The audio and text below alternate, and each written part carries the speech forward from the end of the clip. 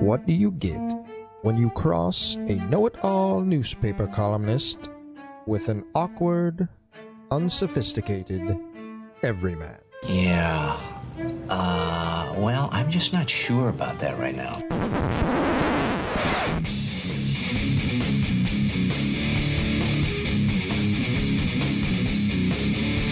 Welcome to Couch and the Rube. Welcome to Couch in the Rube, our Thursday show, presented by our friends at Front 43 Neighborhood Pub and Cask & Company Kitchen and Bar, the original Couch in the Rube sponsor.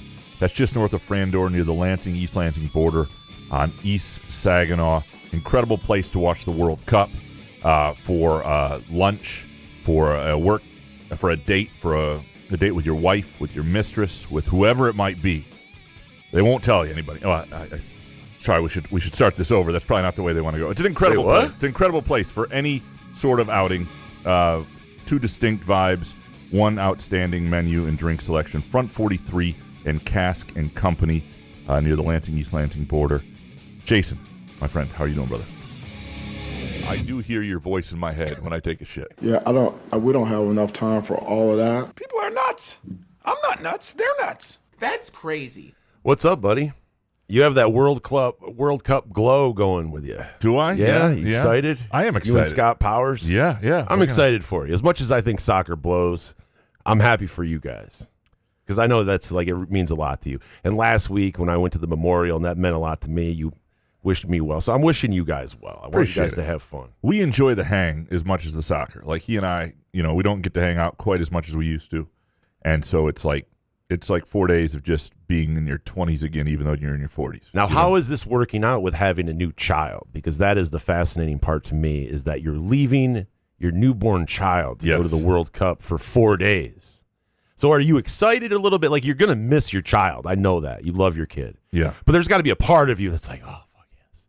Right? I mean, come on. You could admit that There's part. no part of me that's saying that. You're such a liar. Yeah, no. Because I love my wife. But when she goes out of town, I'm like, oh, hell yeah. Like, I'm just going to, but I do the normal things that I do. But it's just, there's a part of me that just feels like you can get away with stuff now, See, on the off chance that this is the one show she's listening to, there is no way in hell I'm answering that. My wife. But not only that, I mean, I'm very just much... nod your head. She's not watching the YouTube. Blink twice. This is something I'm very much looking forward to. And something she's been on board with the entire time. And it will be fun to just, get a full night's sleep, be able to, like the Knicks. So now the truth is slowly coming out. Hold on. Like the Knicks game last night, I missed the end of it because I have to be asleep at 10 for our schedule to work out. Yeah. Like for her to be able to get me up at 4 to take over, it is what it is. And so I had to play catch up on that today. And so that's sort of the idea that you can stay up late, that you can have some beers, that you're not responsible for anybody but yourself the next day. That's fun for a few days. But I will miss Cora and I'll miss my wife dearly, and I will make it up to them when I get back. I was about to say, so what is the ladies' trip that she gets to go on, right? Like that's the payback. Well, she's got some friends coming to help. She got 2 friends coming to help, plus her mother coming for a while. My mom's and she'll be fine. She'll be fine. Right, but you still have to, when she gets back, 100%. She gets her trip, right? Is that the deal you guys had? Nothing's set in stone, but whatever she wants to do, she can do. Right. Yes. Well, so like normal for her. Yeah, I will take over. I will happily do a long stretch with Cora, who I love hanging out with anyway. I don't know how much I can make that clear. Why do you have to profess your love for your child? Why can't you have just both? Like, it has to be exhausting to be a parent. I get the beautiful side of it, but also I think you could still say, I love my kid, I love my wife, but you know what? Me and Scott Powers, we're going to go wreck some shop here for 4 days and have some fun like we used to. Well, she knows I talk to Scott on the phone more than I talk to her. I mean, that's sort Which of... is wild. Yeah. Michigan fan Jordan and I never talk on the phone. Really? No, I don't talk to the phone. I don't talk on the phone to anyone, to be honest with you. Yeah. Yeah. I don't do the phones. I don't know. Can we just text or? Yeah, no. Most of the friends I don't either. That's cool. Most friends I hang out with, but I have one friend that I talk to. That's cool. At least 4 or 5 times a week. So good for you guys. Yeah, it's great. That's heartwarming. We've got a good show today, I think. Kind of a smorgasbord of if that's how you say it. Smorgasbord or board. Yeah. Show here. We're gonna have the Athletics Chris Vannini on here momentarily. And we're going to talk about the Brendan Sorsby situation in college football, maybe a little MSU football as well. Can you tell me why De'Aaron Fox decided to go for that layup instead of dribbling the clock out? Can we check De'Aaron Fox's app? I did. By the way, I don't have a child, and I went to bed at 10:30 last night. I did not stay up for that game. I woke up. I got all the highlights. It was fine by me. I was stunned to see the result when I woke up. I was like, what? And, well, because Tigo's like, there's no way the Knicks can come back, right? They're down 20. I go, this is the NBA. Like, no lead is safe. If they get it to 10 before the fourth quarter, then things can happen. But I'm still going to bed because I could give a shit. Because Knicks fans were annoying me last night. Like, I love watching, like, fans end their futility because I'm a Lions fan. And when hopefully we do it, hope people are excited for me. But I could understand if they were annoyed, especially if their team hasn't won a Super Bowl. But, like, watching these Knicks fans, and I don't mind Taylor Swift. Like, she doesn't bother me. But Ben Stiller, I don't know why there's hate inside. I love Ben Stiller. I understand, but I don't like watching. Like, I don't like Chalamet. I don't want to see him, These young people realizing their dream of their favorite team winning that young, I just get annoyed by. I'm sorry that I feel like admitting it, If I admit it, then it's not as bad. I'm just telling you my instant feelings. But I don't really like San Antonio either. We'll have James Edwards on after the finals. We're dropping MFers now? About what this experience has been like. And I know from him that he's hoping it's not a Game 7. He's got World Cup tickets the night that would be Game 7, so he's a little concerned right now. And he does not want it to get in the way of the World Cup.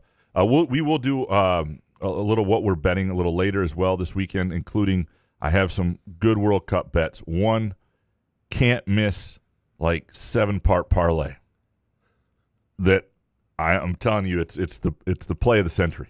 Can I give out one real quick because you didn't retweet this? Okay. And I got this tip from my buddy John who follows golf. He's a golf nut, and we talk golf. By the way, anybody that wants to talk golf, like B-Mac, sorry if I haven't replied, or somebody, if you guys want to talk golf, I love talking golf on Twitter about the tournament, whatever. Anyway, the PGA Tour Champions Tour, I laid heavy bets on this. Now, heavy for me is $25. It was a 5-1 bet. But Zach Johnson, who just turned 50. You have to be 50 years old to play on the PGA Tour Champions. So he's a young guy, PGA Tour guy coming over to the PGA Tour Champions. Also is playing at his home course where he played in college. We played at Drake. So they're in Iowa this week. So I got a tip. Hammer this bet. So I think you still might be, I don't think they tee off for a little while longer, but you can get that bet. I tweeted it out last night to let people know. Couch didn't retweet it from the Couch the Roop thing. Yeah. So I just wanted to get that out to you guys if you're listening live. If you didn't, I don't know if you can still bet it after the fact, after the first round starts, but it's a pretty good bet. Okay. 5-1. I apologize. Yeah, I usually, I don't know how I missed that. Usually I'm good at that. Yeah, you are. Yeah, I understand. But it was like a PGA Tour Champions, but I thought you're like, I'm in the World Cup mode. I don't care. What's he talking about? So I figured, but I want to let people know because we like to, I don't want to tweet out after the fact if Zach Johnson wins this and I post my tickets or something.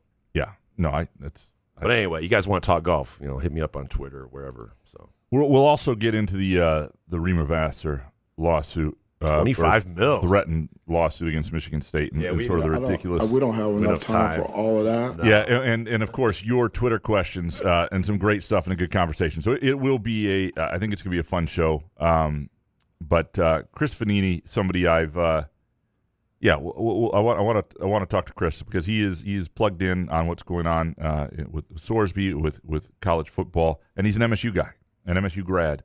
So we'll talk a little MSU football in that conversation as well. Let's take a really quick break. When we come back, Chris Vannini from The Athletic, Couch in the Rube, our Thursday show, presented by our friends at Front 43 in Cask & Company.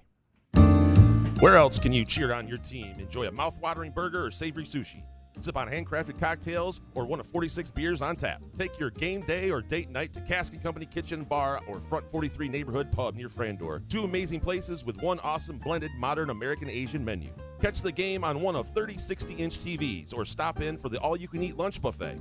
Enjoy happy hour or elevate your night out at Cask & Company or Front 43 on East Saginaw in Lansing.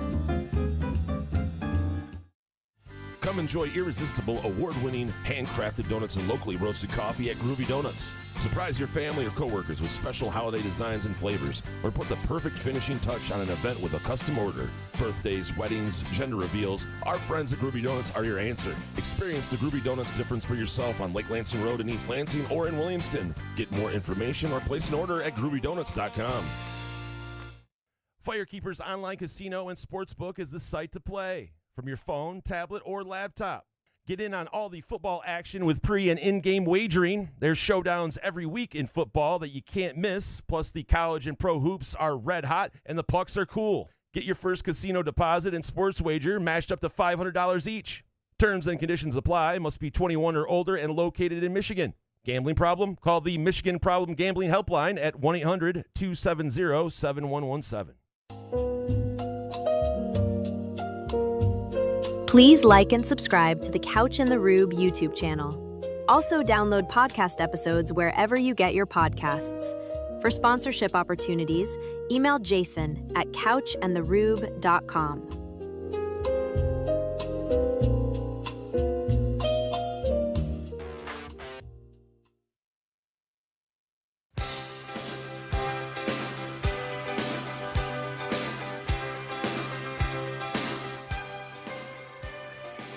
Couch in the Rube, our Thursday show presented by our friends at Front 43 Neighborhood Pub and Cask and Company Kitchen and Bar. Great place to watch the World Cup, to watch Tarek Skubal's return, and eventually watch Michigan State football, and maybe Brendan Sorsby if you're a Texas Tech fan. Very pleased to have with us now senior writer from The Athletic, Chris Vannini, somebody who I have admired for a long time, not just for his work with The Athletic, but for his path. So Chris came out of MSU like 2010, 11-ish, in a period of time where the economy in our business was crap. There's not a whole lot of, the paths that were there 10 years earlier were not there. And the man carved out a heck of a career for himself with a lot of hustle, and is now at a place where he's got a really good role and is a really good voice within college football and college sports coverage. Chris, how you doing, man? Good, Graham. Good to be here. Appreciate that introduction. Lots of memories of covering MSU NCAA tournament runs with you back in the day. It feels like a year ago, and also 10 years ago, which it was actually probably more than that now. It's I remember specifically Madison Square Garden of all places, the Virginia and UConn games. Yes, that one year. That was one of the first years I realized my calorie intake on the road was going to have to change, or my life was going to end within the next few years. I have a very distinct memory walking down the street there in New York and Manhattan with Joe Rexrode at the very end, just going oof, like just feeling the meat sweats and the bourbon pouring out of my pores. It was wonderful. It was amazing. Well, congrats on everything you've done. And one of the things that, you were at Football Scoop for a long time and really, I think, built a name for yourself nationally there, and then have found a niche at The Athletic and sort of risen there as well. And now you live in Texas. You are at the epicenter of the latest big story that feels like an existential crisis, but everything does these days. And the question is whether this story with Brendan Sorsby, the Texas Tech quarterback who is bet on his own team, although not in games maybe he was playing a lot in. Nonetheless, that's not up for debate. The question is whether he can play, and a retired local judge down there says he can, and the NCAA can't stop him. Is this? There's a lot of outrage right now. Texas Tech is pushing back. Seems a little absurd from a PR perspective. But is this going to be a big thing that lingers? Is this a tipping point for anything, or is this just the next thing that was a story in June that doesn't linger? Well, this case it's just specific to Sorsby. Like it's not a federal ruling or something else that applies to all kinds of players. It's just Sorsby. It's just this Texas state court that ruled it, and it's probably going to linger because, the NCAA is going to appeal this, but the appeal process is very slow here. The trial isn't even set till after the season, and most of the appellate court judges are Texas Tech grads. Not to say all Texas Tech grads will, vote for Sorsby. I mean, the judge in this case wasn't a Texas Tech grad, but it's something. It's a new. A lot of athletic directors have put it to me as a new low in terms of the ability to sue your way into getting out of penalties. This is a penalty that everybody in the history of time knows you can't do. Like, bet not only on your own team, but he was also betting on Cincinnati and Indiana basketball when he was a football player, which that alone would have cost him the season. Like, he's violated many NCAA gambling rules. And the argument that he made was that the NCAA is required to think about the best welfare of the student athlete. That's the case he made. That is the case that Trinidad Chambliss made to get his extra year based on the medical records from Ferris State. And when Trinidad Chambliss got that, all the lawyers changed their strategies against the NCAA because a lot of them had been going for antitrust or something like the anti-competitive. This was a different approach, and we're now seeing it trickle into other factors, and everybody's just pretty apoplectic, both that it got the ruling and now that Texas Tech is basically threatening everybody else with legal action if someone else penalizes them over it. Yeah, I mean, the idea that, and I understand that if you've got an addiction, that is something that can be serious, and there are gambling addictions. There are lots of people who get themselves in serious trouble with it, and I get the hypocrisy of schools that now, and all the just the promotion of gambling that's everywhere, and then we claim something like this. But this has always been a kind of a third rail, right? This has always been the thing you cannot do, and it was well understood. And you can have an addiction, but there can still be consequences. What's funny, I kind of joke sometimes that fandom is sort of some degree of mental illness, probably the healthiest mental illness you can have if it's within reason. But just the leaps and bounds you take to justify things, and I think you see that play out when you watch some of the Texas Tech fandom and you watch their athletic director talk. I mean, it just seems like this is absurdity. That is the question, though, right? This is just this case. The idea that a player could now say, I don't even have to worry about this, or we could beat this in court if I'm betting on my own team. Is there concern that this is a slippery slope, or is it, as you say, just a new low and a fear that we're just going to have more and more of this sort of, not necessarily gambling, but anything that's absurd we're going to be okay with? Yeah, I mean, there's concern, but I don't necessarily think this is going to lead to a slew of players just betting on games and suing their way out of it. I mean, there were several steps that it took to get here, several unlikely steps that it took to get here. And part of I think something that has made people very much not appreciate the way Texas Tech is framing this is that Texas Tech has said, like, what do you want us to do? Throw the kid to the curb? Like, we don't want to do that. We want to be there for our athletes. We want to support him and be for them and get him the help that he needs. And it's not a binary choice here. I asked the athletic director at Texas Tech 2 weeks ago, I said, if he's ineligible, can he still be around the team in practice? And they said, yes, he can. And so when the judge agrees with the notion that Sorsby needs this training and camaraderie and all this stuff for his mental health, he can still get that without playing. That is the disconnect. I think a lot of people find Texas Tech's comments to be disingenuous on that front. And Cody Campbell yesterday, the mega booster and board chair, basically saying, like, this is a court order. We have to do this now. Like, the court order doesn't say you have to play him. It just says the NCAA can't ban him from playing. And that's where it comes into the level of, well, Texas Tech is also paying him, $4 million or so in various NIL and rev share stuff. They probably, don't want to pay him to not play. And so they're kind of in the spot. And some people around the Big 12 have said to me, maybe they thought Texas Tech wanted Sorsby to lose it so they could throw their hands up and say, hey, we did everything we could. And now they're in a position where they have to address it. What's the next big thing in college athletics that you think people should be paying attention to, or the next thing coming down the pike that maybe we don't see right now that could make things different a year from now? The CSC, the Collegiate Sports Commission, that is supposed to kind of evaluate the real NIL deals that are outside of the rev share, because the rev share cap of like 21 million or so, that is just for rev share. Like, schools can still go beyond that. Players can make more than that if they get real NIL. And the CSC, which was implemented last year as part of the House settlement, was meant to kind of be a clearinghouse for that. Well, the Big Ten and the SEC are getting a lot of things either not cleared or not cleared as quickly as they would like, and they want to make changes to it. But in order to make changes to it, you need all 4 power conferences to agree to that.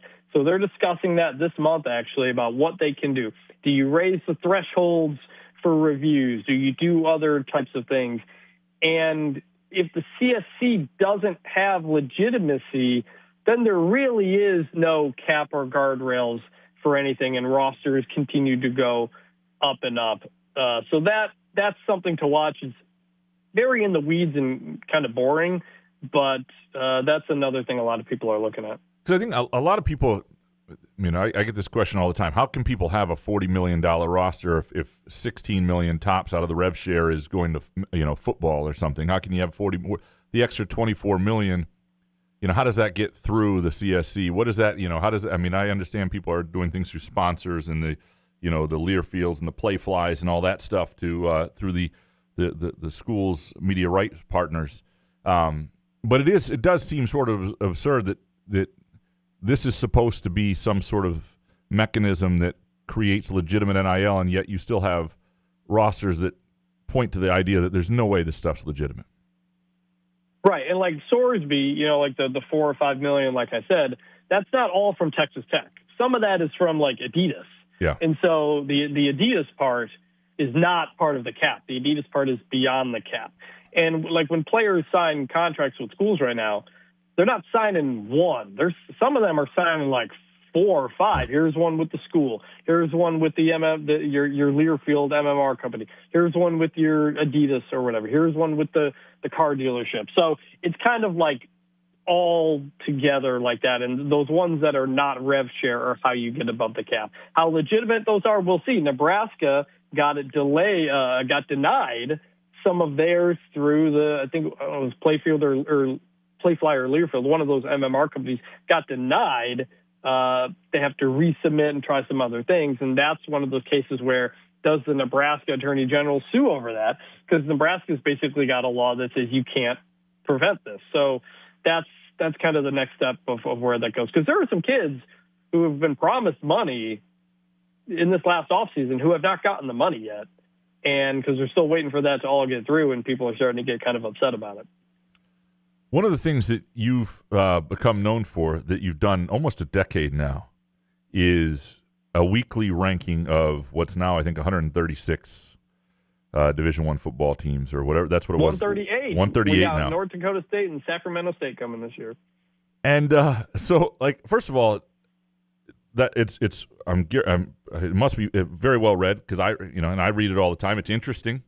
Do you ever regret coming up with the idea when you're doing it in like week 9 and you've been doing it for 8 or 9 years? And because to do that well must take you a fair bit of time.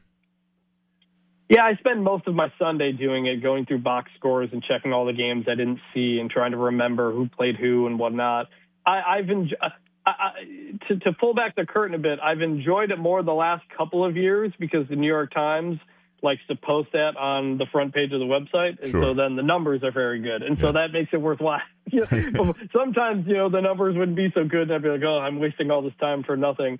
But I think moving to the 12-team playoff as well has made it more interesting because my top whatever is often different than the committees, and I explain my case. And I think the way I did it last year, keeping Miami ahead of Notre Dame the whole time, proved out to be the right way to do it. And I tell the people on the playoff, I'm like, this is my strategy on ranking teams. Head-to-head is the most important data point you can have. Those are the pillars of how I rank teams. If there are teams that are pretty close, there's a head-to-head. One's going over the other, and I'll figure out the rest after that. And I think had the committee done that, they wouldn't have found themselves in the difficult Miami-Notre Dame spot they did last year. But, no, I do enjoy it. But, yes, it does take a lot of time on Sundays. Your alma mater, Michigan State, finished last year at 78. I'm guessing they won't be much higher early this year. How much do you still keep an eye on them as you're, as you've got other coverage responsibilities and other things? And do you think, when you watch what's going on there, do you think there is hope for them to get back in the conversation where they're a player in this sport? Yeah, I mean, I watch every game on Saturday. You know, I've always got a multi-view up, so I've always got an eye on them as well. I think I'll have a better sense of what Pat Fitzgerald will be like a year from now, just because this wasn't hiring a coach who could bring a bunch of players with him, like a Kurt Cignetti or a Matt Campbell to Penn State or whatever. Like, he'd been out of coaching the last couple of years, so he didn't have a ton of guys who we know to bring in. He's kind of got to start over. So it used to be known as like a year zero for a coach when you have to start over. That kind of went away because coaches were starting to bring a bunch of guys with them. Fitz wasn't really able to do that. What is he like in this new era of college football? Recruiting is going like, okay, not amazing, not terrible. You know, we got to see what some of these pieces are. Can he get the most out? Can he maximize what he's got, which is often what he did at Northwestern?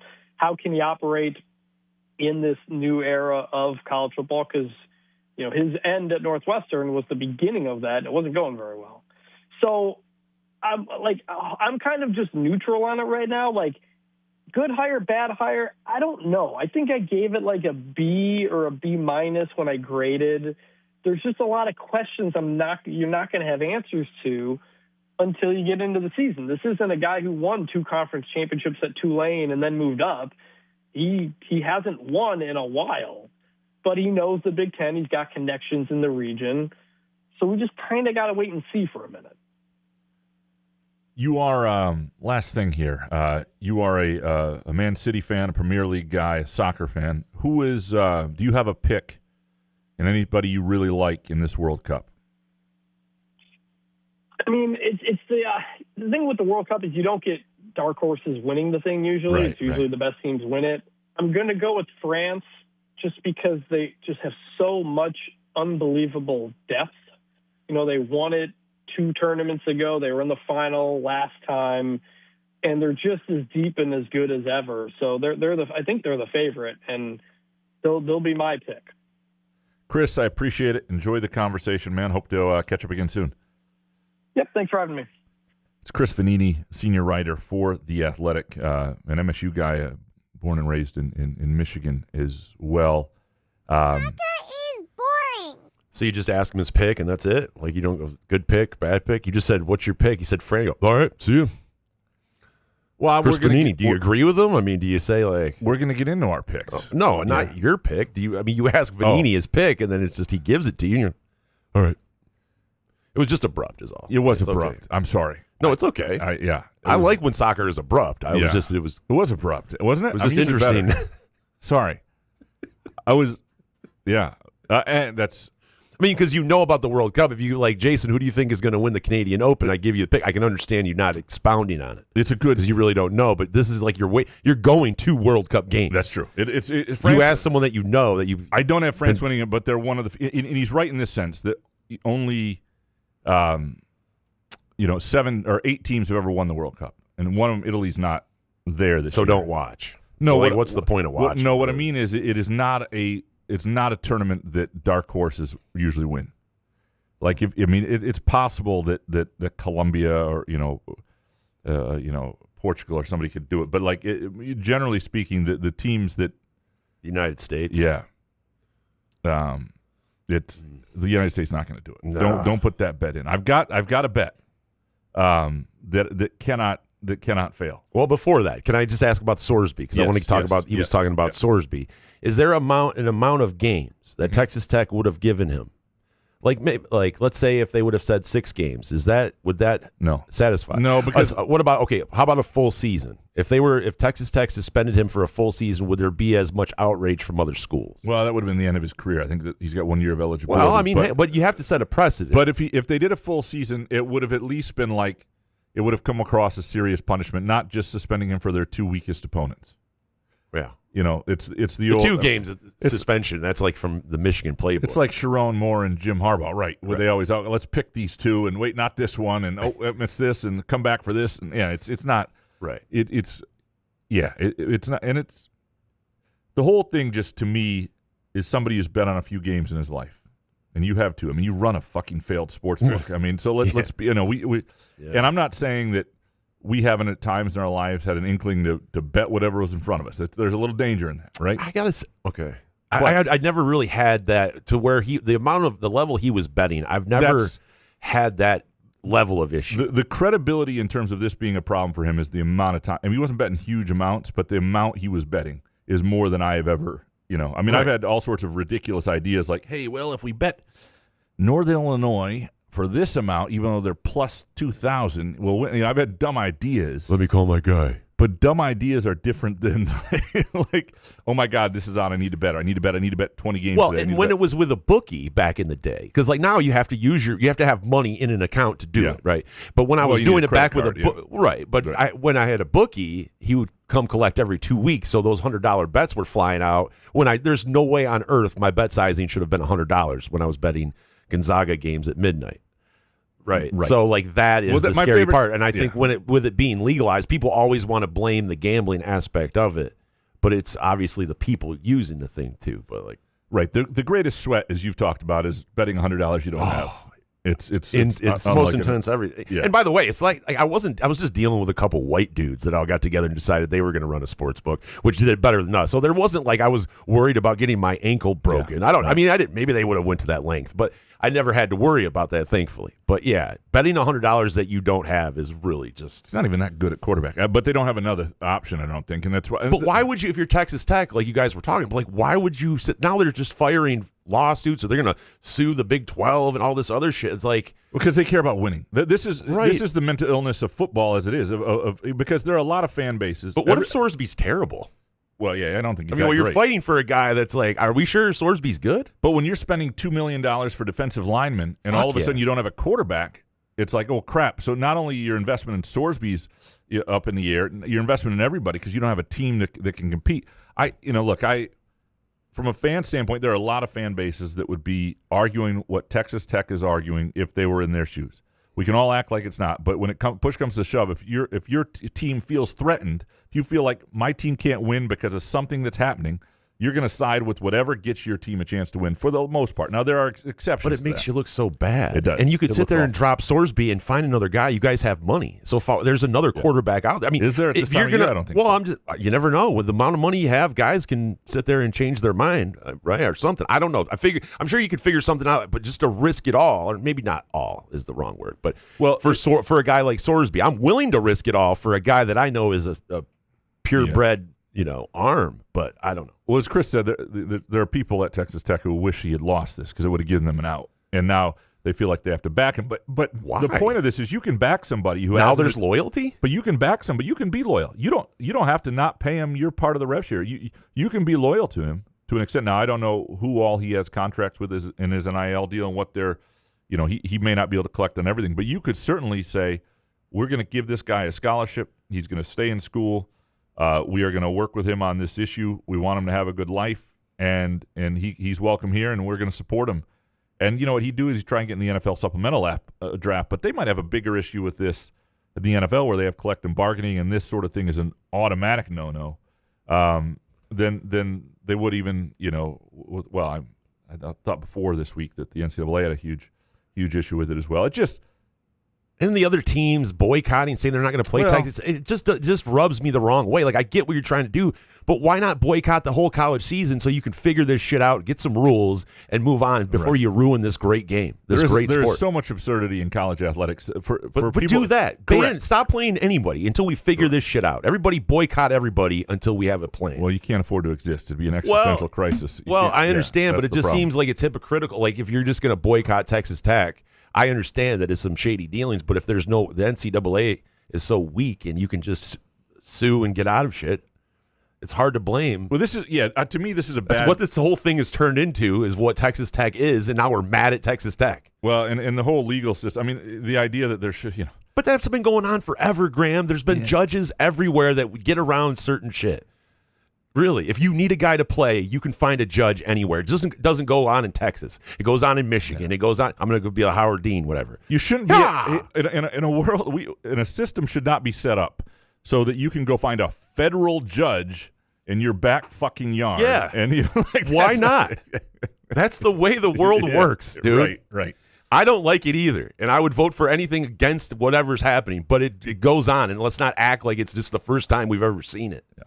Absolutely. It's crazy. It's crazy how life works. It's wild. Before we move on, too, Michigan State's got its own absurdity. Gus is coming back? Well, I still doubt that's happening. But can he not tweet out? Like, I don't understand. I know that he has a 2-week thing. Still there, what are we doing? He had a orange tie. But you certainly get a glimpse into what he's dealing with a little bit when you get Rema Vassar sort of threatening a $25 million lawsuit. She should sue you for the pronunciation of her name. You knew it. Yeah, you knew it. Just be confident. Yeah, sorry. Rema Vassar. Yeah, sorry. $25 million. Anyway, you sort of get a sense, and if he doesn't respond an appropriate way, that it is the thing about that job is if you do not understand that it's not about you, you shouldn't be in it. It is not a job like. There are perks that come with it. You get to be on a ballot. It's got some politics behind it in that sense. But it is not a job like a lot of politics where, and I'm not saying most of politics should be like this either. Ultimately, you ought to be representing your constituency and not some power hungry and ego driven and all that stuff. But unfortunately, that's the way a lot of it is. But with trustees who are voted on, the idea of a trustee is to everything you do is for the betterment of the university, its faculty, its students, to help propel it forward. And it is not about you. It's not a paid gig, number one. If you don't like the way you're being, fucking resign. Get out of there. But should it be a paid gig? Would it be taken more seriously if there were a paid gig instead of perks? Because I don't understand how it's a job that's, you're going to want to feel important to take that job if it doesn't get paid. There's no pay. You're going to go, well, what benefit? How does this benefit me? Well, the idea is you care about the university, often your university, and you want to. But yes, right. There are arguments that this. But how much time are they spending versus what they're getting out of it? And I can understand. Then you're going to get people that are going to look at me. I'm important.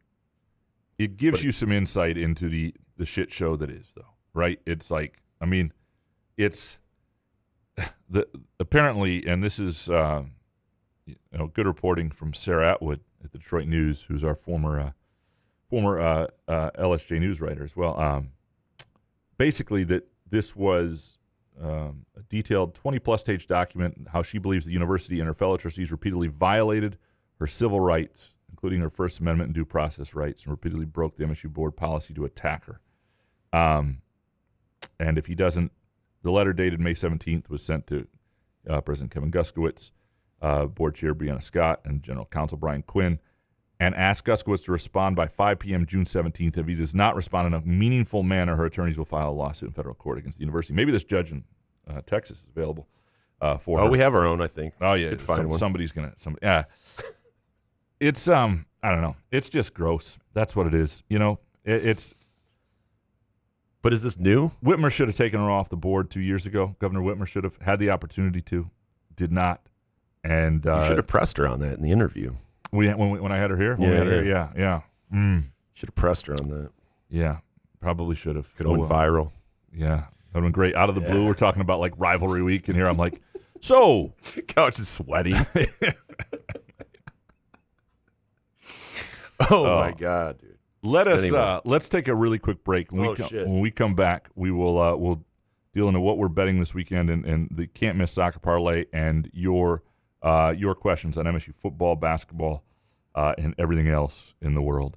Couch in the Rube, our Thursday show presented by our friends at Front 43 Neighborhood Pub and Cask & Company Kitchen and Bar.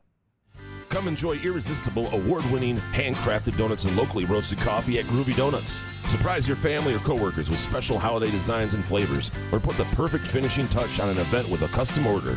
Birthdays, weddings, gender reveals, our friends at Groovy Donuts are your answer. Experience the Groovy Donuts difference for yourself on Lake Lansing Road in East Lansing or in Williamston. Get more information or place an order at groovydonuts.com. Firekeeper's online casino and sportsbook is the site to play. From your phone, tablet, or laptop. Get in on all the football action with pre- and in-game wagering. There's showdowns every week in football that you can't miss. Plus, the college and pro hoops are red hot, and the pucks are cool. Get your first casino deposit and sports wager matched up to $500 each. Terms and conditions apply. Must be 21 or older and located in Michigan. Gambling problem? Call the Michigan Problem Gambling Helpline at 1-800-270-7117. Please like and subscribe to the Couch and the Rube YouTube channel. Also, download podcast episodes wherever you get your podcasts. For sponsorship opportunities, email Jason at couchandtherube.com.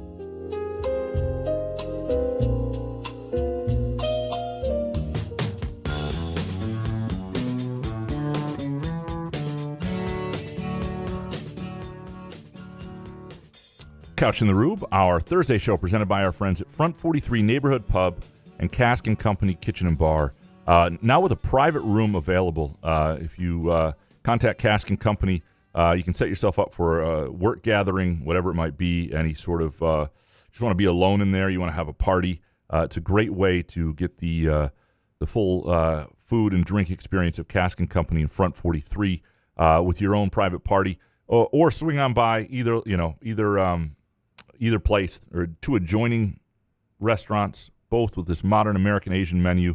The Big Island Bowl is one of my absolute favorite things in this world. The hibachi. T and I were there last weekend. The hibachi hits every time. It's phenomenal. It really is. Unbelievable. I can't get anything else because I know exactly how I'm going to leave satisfied, so I get it. If you've had a little too much to drink, the pad thai always hits. That's from experience.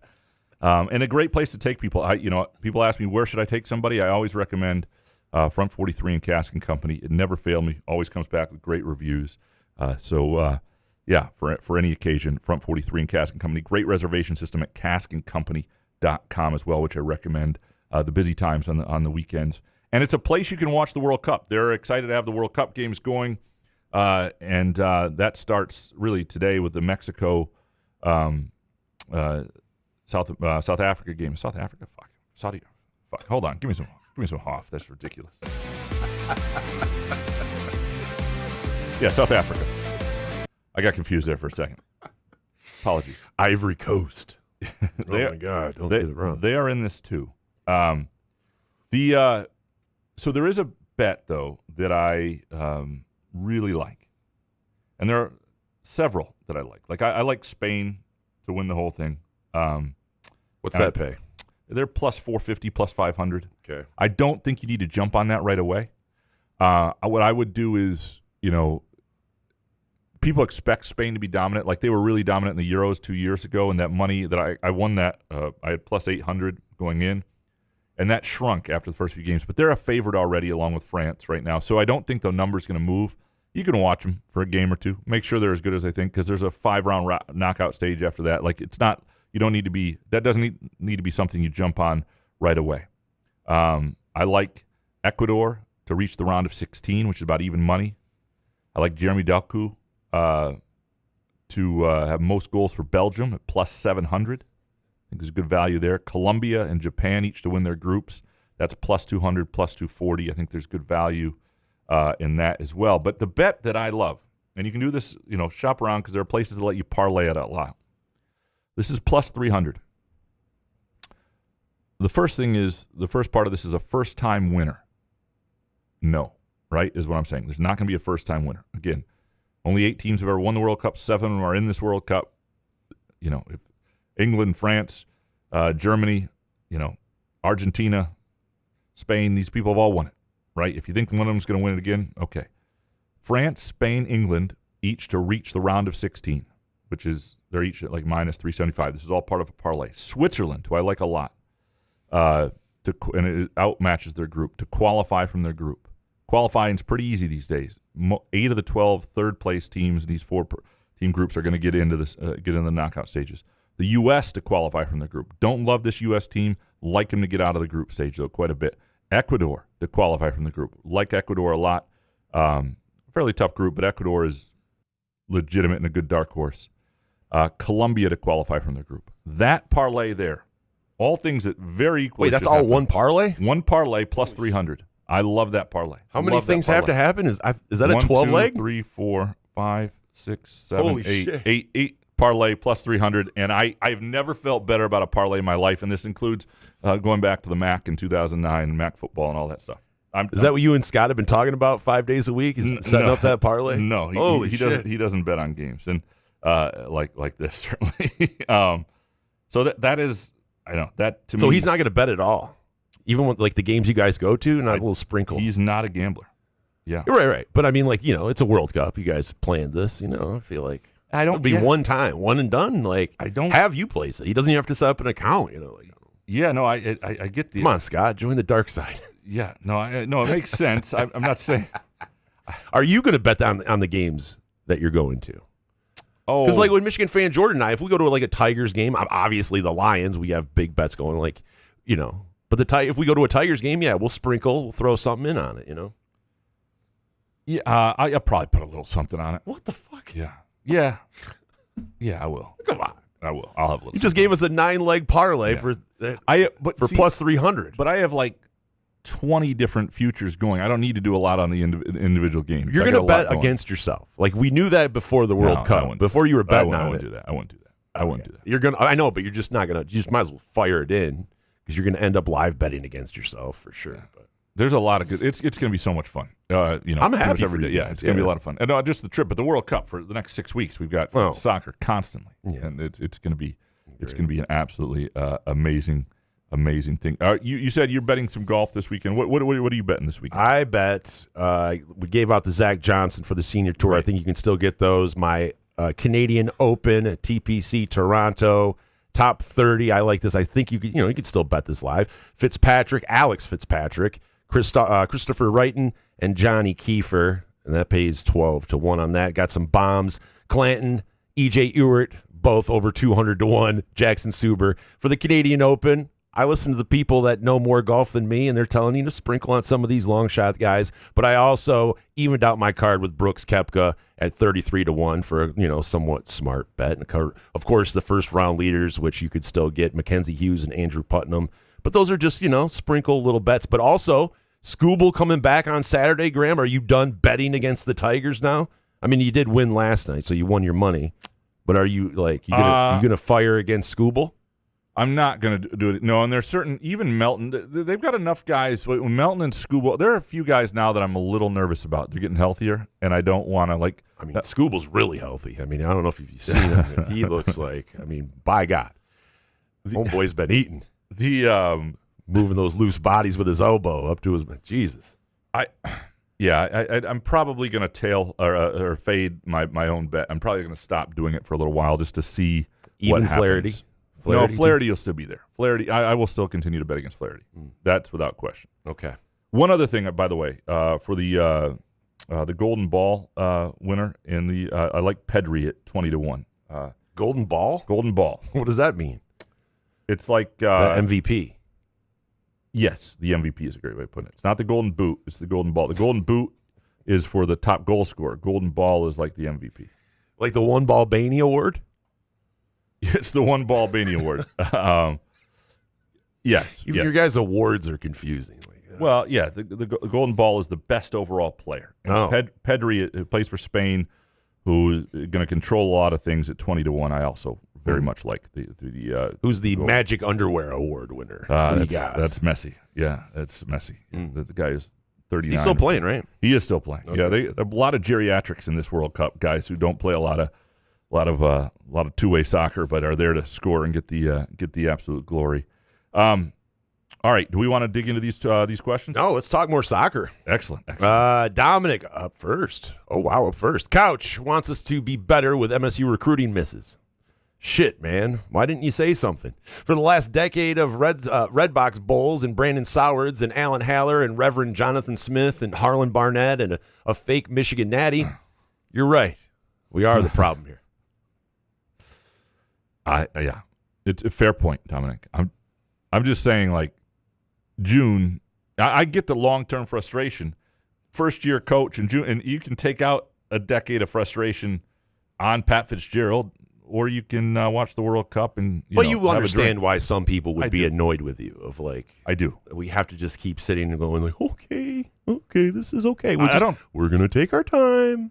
Yeah, I don't think it's exciting. Save that $400 million for the future. Yeah. Like, I mean, so like you can understand the frustration. Right, but it's partly that narrative that there's $400 million there, and perhaps one of the things they should have done at the Greg and Don Williams press conference. Yeah. With the $401 million. Let Don talk more. They should, that first, but then they also should have opened it up by saying, this is not $401 million directly into your NIL coffers. That's not how this works at all. They should have led with that.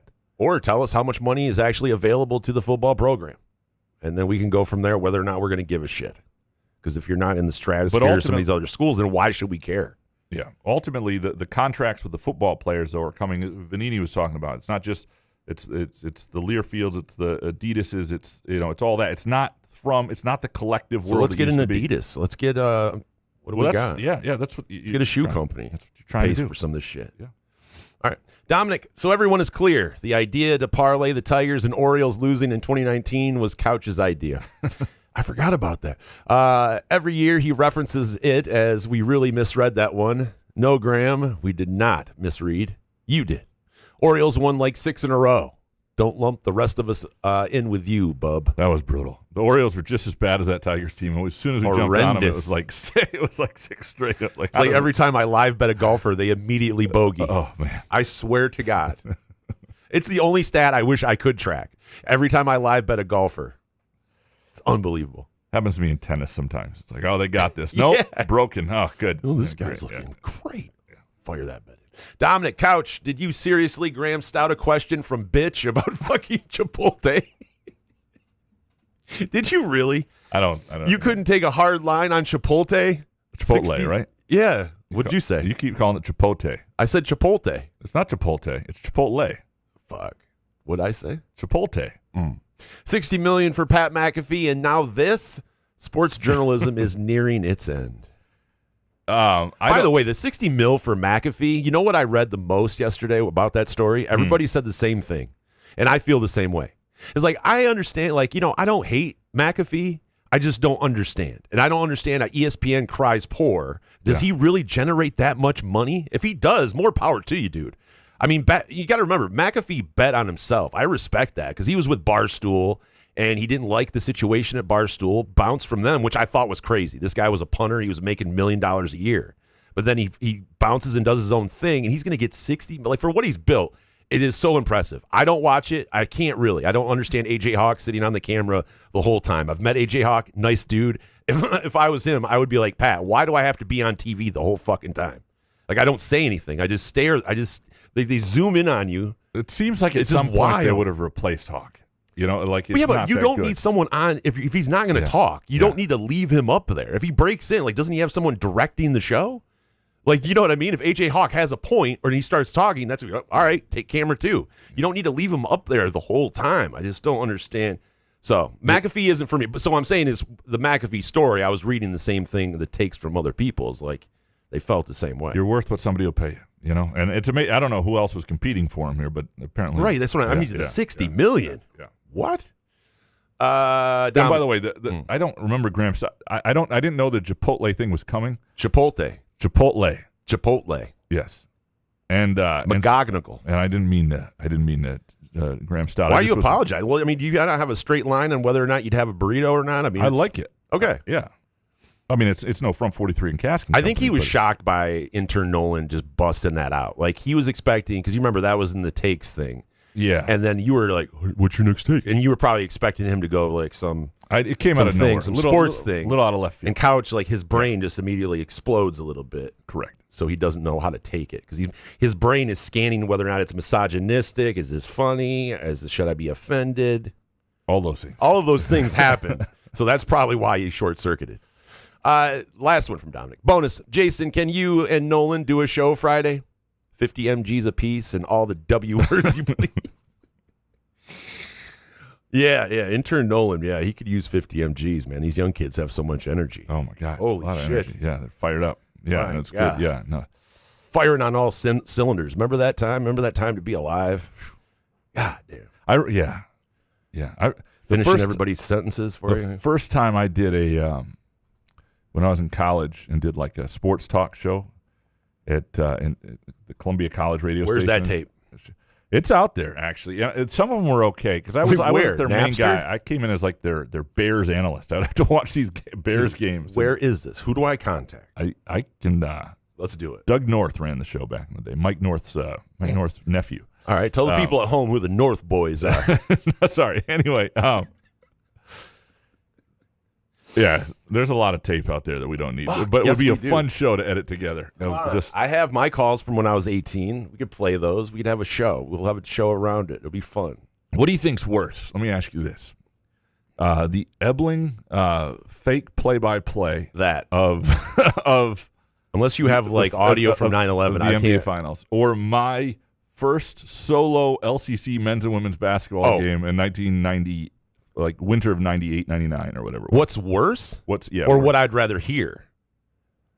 Like, I would rather hear yours. There's no way you could be any worse. You were a young man doing some things, trying to make moves. Yeah. Ebling was like 65 years old and thought that was a good idea. Like, I mean, there's not even in the same stratosphere.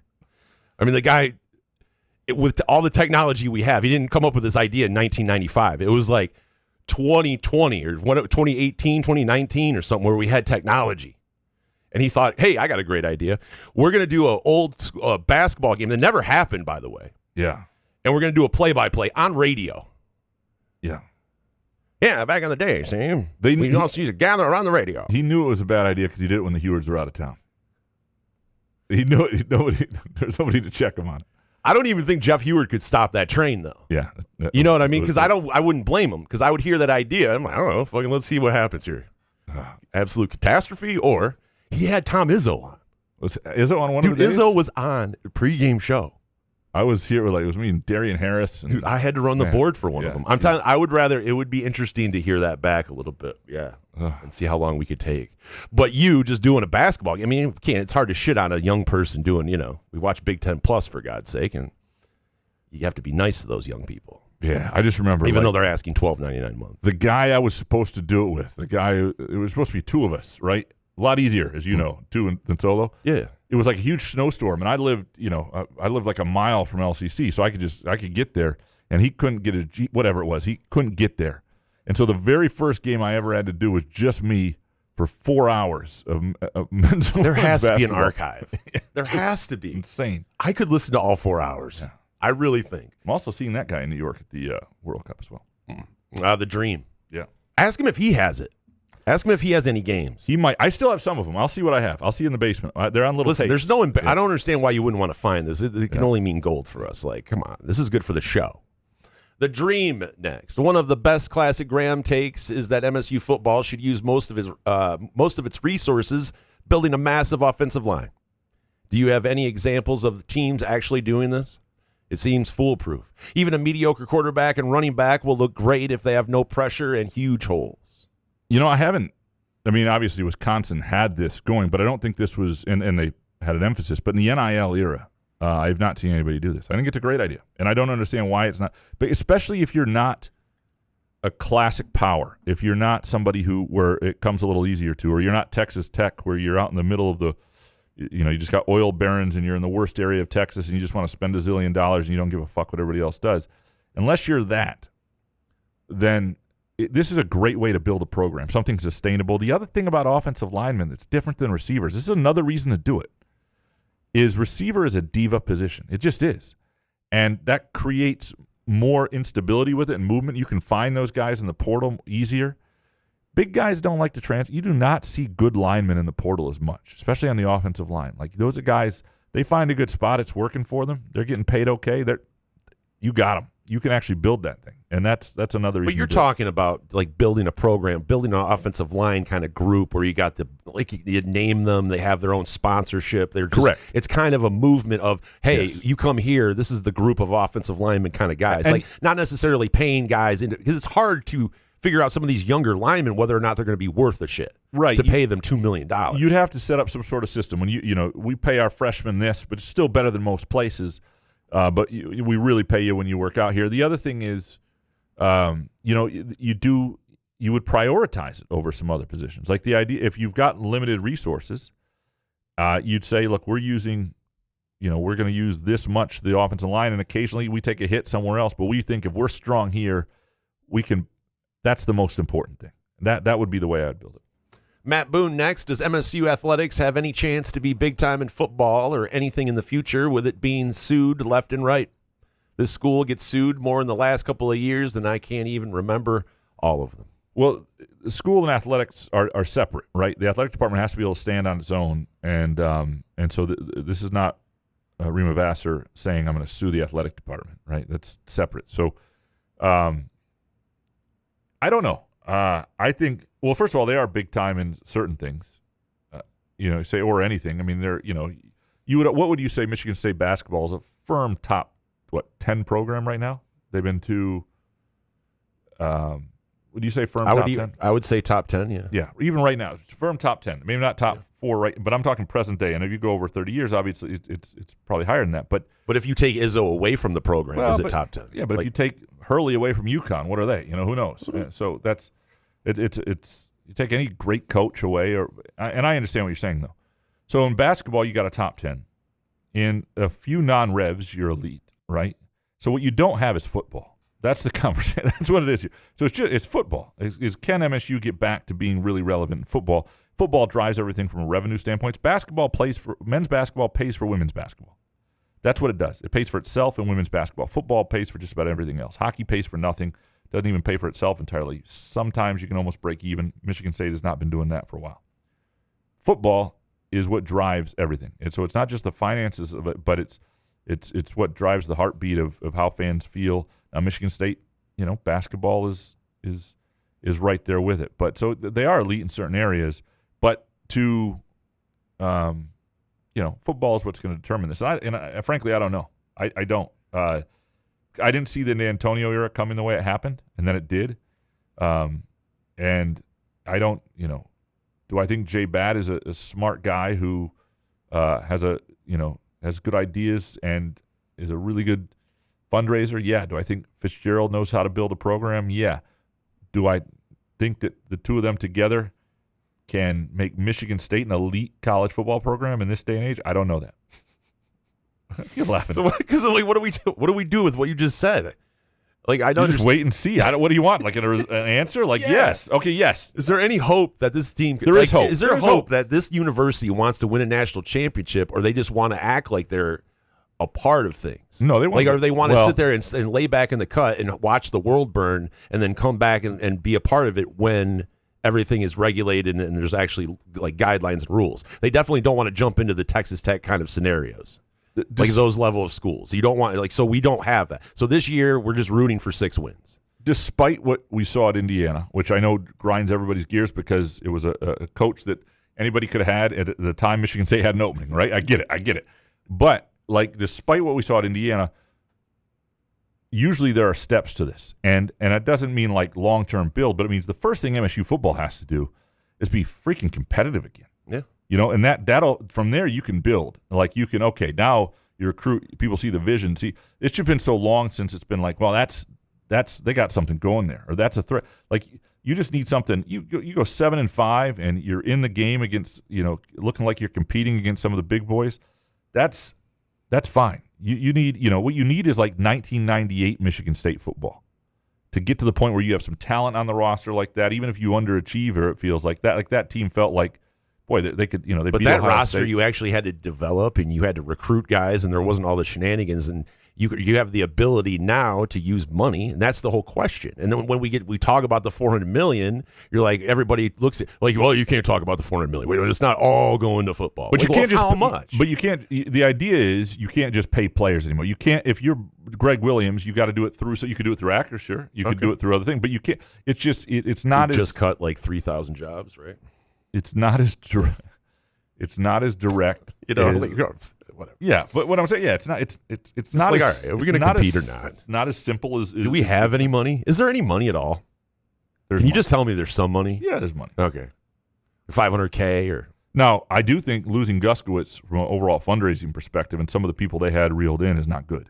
Is not good at all. They're going to have to pay Vassar. Well, that's the thing. If I were them, I would say, here's the counter, Rema Vassar. You've probably cost them if Guskowitz is leaving in large part because of you. You certainly owe the university more than $25 million in fundraising. Let's just counter sue. Yeah, there you go. What a mess, Andrew Gauthier. Graham, who do you got in the World Cup? Also, have you landed on which games you're going to yet?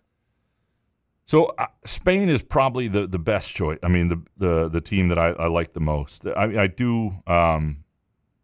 They're France and England could both win it. England's got a tough path, and but who do you want to win? Like outside of any my bets money's on Spain, but England. Right. I'd like to see England win it. I mean, it'd be fun to see that happen. I'll root for the U.S. team as long as they go. They just don't have a realistic chance. It's not. It's sort of like having a mid-major, a good mid-major. It's like having an Atlantic 10 school. Like a VCU. That's the United States, right? You're not going to win the whole thing, but you might get to the you got an outside chance of getting to the. They actually have a favorable battle. I like the I like Ohio State. I like the U.S. as a bet to get to this round of 16. I think they'll have a favorable draw to that point, and that's about even money. I think, and then you just got to win one game against somebody that's probably better than you to get to the quarterfinals, which is the best they've ever done. So the games we are going to, and we don't have tickets to two of these yet, so it's a little hairy because the way the pricing is, it's kind of nasty. I mean, we're going to pay what it takes, but we're trying to wait out some ticket prices. Brazil-Morocco on Saturday in New York, which is a great game, which is the most expensive ticket of any opener, which we didn't realize when we picked this game. Otherwise, we probably would have gone somewhere else. And that's Saturday. And then on Sunday, we are going to Ivory Coast, Ecuador. And Ecuador is one of an underrated game, two pretty good teams. Ecuador is really good defense. And then Tuesday, and that's in Philly, and then Tuesday back to New York for France-Senegal. So those are our three games. So Andrew will appreciate the France-Senegal game.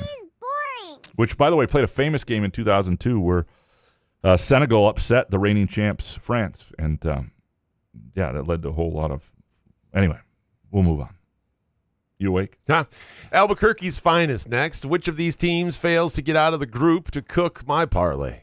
Mexico, Switzerland, Ecuador, Netherlands, Norway, Uruguay, Colombia, and Austria. Plus 150 to advance out of the group stage. It's not a horrible. I mean, the thing is, I do wonder if the books are going to let people do these parlays in future years, because this is the first time. Now, the Euros did this sort of a number of rounds that are advancing. So the number of third-place teams that are getting in, like 2/3 of the third-place teams in all these 4-team groups are getting in. If you get to 3 points, if you win one game, and don't have like the worst goal differential in the history of the world and the others, you're going to advance.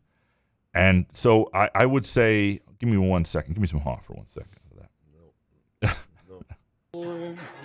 Shake a tail feather. Oh no, I heard them bad boys coming. Can't stop now, gotta continue my running. Yeah, cause we gonna party till the lights come on. And if my song stop, fuck it, cause my mic's still on. Yo, I'm the big booty type, I like them thick with they mind, right? Bang them personality, conversate when the time right. No, wasn't that. Sorry, you said Austria, not Australia. I'm not hard, I got women to handle that. God, I don't think anybody's going to screw that up for you. I really don't. You heard it here first. Hammer it. I wouldn't say hammer it, but I don't think anybody screws it up. Just looking at the bottom teams in most of those groups. Yeah, I think you're going to be. I mean, Saudi Arabia, Cabo Verde, Uruguay. No, I think you're good. I think you're good. Sorry. Let's move on. We're on air, right? We're live, right? What? What? Yeah. Keep in mind, I took part in those Ebling basketball games. I don't really care for on air. I'm just here. That's true. Hasia, BVB next. When you guys return, how much will Graham complain about the World Cup? In spite of paying a lot to go on a boys' trip to see it. I don't think very much because I'm kind of the heat. I braced myself. There's one day that's going to be the Saturday is going to be miserably hot, and we're going to have tickets where we're baking in the sun. But I'm bracing myself for it. What are you going to wear? The next 2 games, shirt off.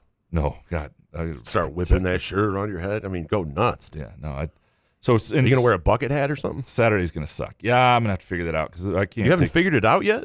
I got to pack tonight. Dude, you leave tomorrow. Yeah. Okay.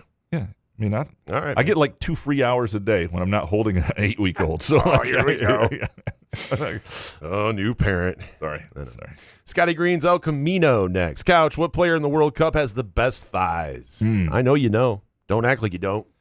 Yeah, I was, one of the first things I noticed about soccer players, even as a young guy, was like Maradona's thighs, So I haven't really studied this year's. They're like glistening. Yeah.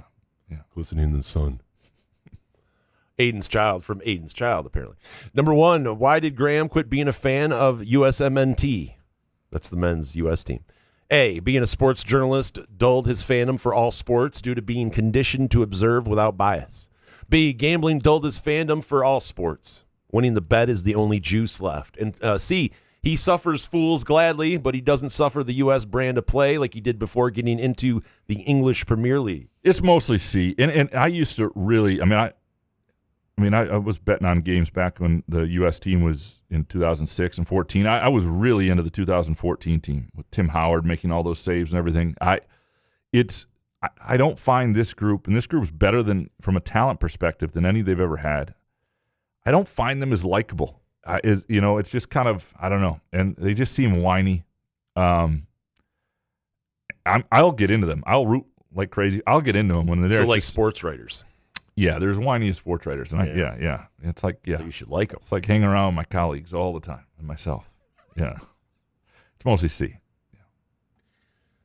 Yeah. I felt all of Fred Human. Aiden's Child, who needs an intern to make up summer rankings lists when you have AI? I put together the following list in less than 10 minutes. A, 10 all-time best U.S. soccer players ranked by European club success and USMNT success. And B, 10 most backlash-inducing court rulings against the NCAA since 2000. Only one of the top 10 occurred prior to 2021. Yeah, well, he's an intern, and we don't know what to do with him, so we just have him do stuff. And Google. I don't know. And by the way, most rankings still, AI is getting it from other people who've done it, and there's zero nuance. There's like the inability to really have a good, like if you were to do the top 50 stuff that I did like in 2014 and 15 with MSU football and basketball and have tried to update over time. It would just take from your list, pretty much. It would take from my list, and then if where my list is incorrect, like there are some things I look back on now or have talked to different people from older generations and say, actually, this guy, I probably would have put above this guy. And, you have AI doesn't get that. AI does no shit. AI is a valuable tool, but it is not a thinking tool. It is. Cockburn. And I shouldn't say it. I mean, it is. You shouldn't say anything it's like helpful. that. Probably it's helpful. Because AI isn't shit. Well, I use it for things. Vegas doesn't know AI is shit. We're raising Cora on AI parenting advice. So what am I talking about, dude? How do you think I raised Norm? There you go. Shit about cats, dude. Yeah. So that's great. I love AI. Scotty Green's El Camino. Is there a more annoying celebrity sports fan than Timothy Chalamet? Guy just looks like he's insufferable. Punchable face. You said that in the intro. I did. Like. He's too young to have. I hate people that are young that get to see their favorite team. Yeah. You know what I mean? And then Kylie Jenner annoys me too. Like, I don't know. Like, dude, what are you doing with Kylie Jenner? You know what I mean? Like, you're young. You're an actor everybody wants. I mean, she's got 2 young kids with fucking what's his nuts, Travis Scott. What the fuck? What are these guys doing? Like, what's Hamilton, that race car driver with Kim Kardashian? Like, what the fuck are you? Like, you see, she has children, dude. She's got like 5 kids. What's wrong with a person with kids? Have you seen Kim Kardashian's kids? I have you seen Northwest, dude? You'd have to deal with Kanye West. Yeah. Kanye West is around. Like, I understand. Kim Kardashian is hot, probably great in the sack. I get all that. But, dude, there's no way it's worth dealing with the rest of that shit. If you're Leonard Hamilton, who's what? He's got $1 billion, right? He doesn't need her money either. Leonard Hamilton, isn't that the former Florida State? That too, but I think he's the F1 guy as well. Oh. I don't follow it closely, but I'd see that, celebrity news, because I do, tune into the celebrity news sometimes. What are we talking about? Oh, yeah, he is, huh? Yeah. Oh, okay. British racing driver. Yeah. Kenshu, did the Knicks really do that, or was I dreaming? And from Steve, where does the Knick win last night rank in all-time comebacks, or was it an all-time Spurs collapse? Not to both of this, but it was both. I mean, Dude, it was, yeah. It was the Spurs. I don't know how you you scored, 71 in the first half and 30 in the second half? How do you do that? They got tight. They got really tight. It was phenomenal. How do you not just throw it down to Wemby? I mean, partly he's taking too many shots out on the perimeter. Well, they took way too many threes early in the shot clock, too. It was bad. It was bad. And they made, 8 shots in the second half. Now, the thing about that, and De'Aaron Fox, I mean, what? Yeah, no, I still think they have an outside shot in this series. I think they're that good when they're on. They've been leading by double digits every game. And so here's the argument to say right now. And hold on, let me see what the odds are, because I actually think this might be a decent They play. be like he the man when I'm really a Thundercat. Come on, the ticks connect like Voltron. Collect so much grass. All right, People thinking so we I don't know. mow lawns. It doesn't seem like great value. Plus 340 for the Spurs to win. The argument for the Spurs is this: they go home for another game. They've been in control of just about every game they played at some point and lost some of these. I mean, and so say they win at home. All of a sudden, Game 6 is the last home game. Talk about a pressure-packed environment. We just saw what happened when Trump was there, and it was sort of they were out of sorts, and the thing didn't work. Like,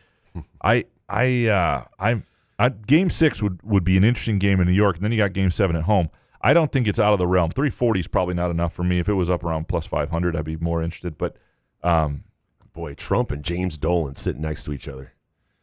Dolan should sit next to Trump all the time because it makes him more likable, which is almost impossible. I mean, is there a worse face than James Dolan face? It's not a great We face. talk about punchable faces. I got to say, if I was able to punch a face, it would be James Dolan. Wendell, Mark Cuban suggested cutting the NBA game time for more viewers and better product. Why not just limit the timeouts?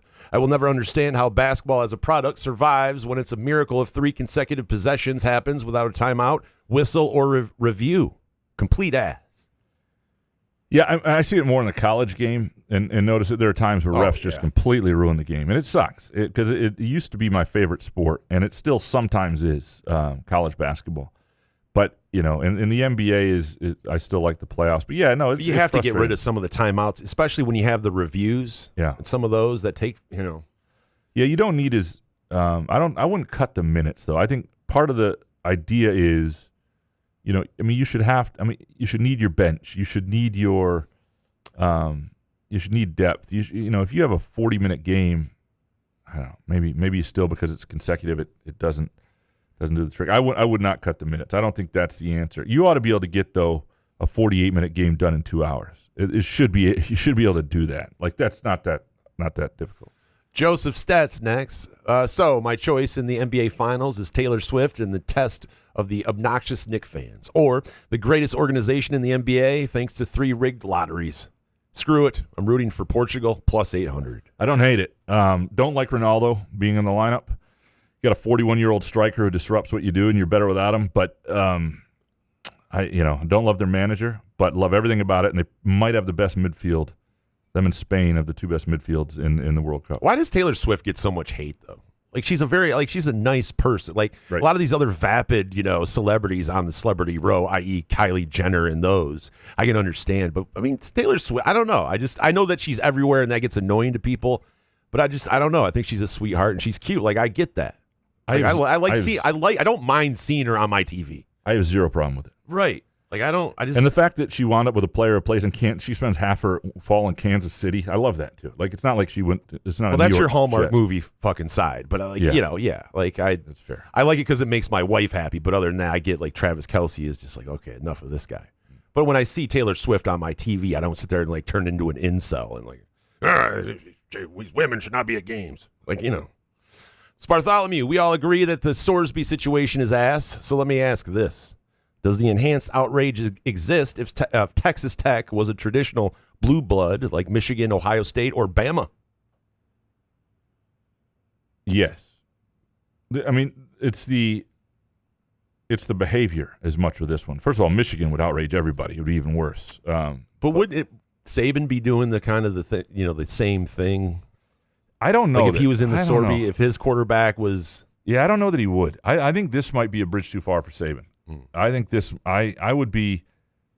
Well, it's easy to say now. It is not in it. Is. He's looking for that position to be, but I'm not college football czar or whatever. Yeah, I'm not sure Saban. I mean, this is a pretty big step towards something we all thought you could not do. We all agreed on it, right? Like there are certain things in the world, and I get like there's these arguments that like other things are worse, but like yes, sure, murder is worse. I get that, but nobody says you can murder and play either, right? That's not.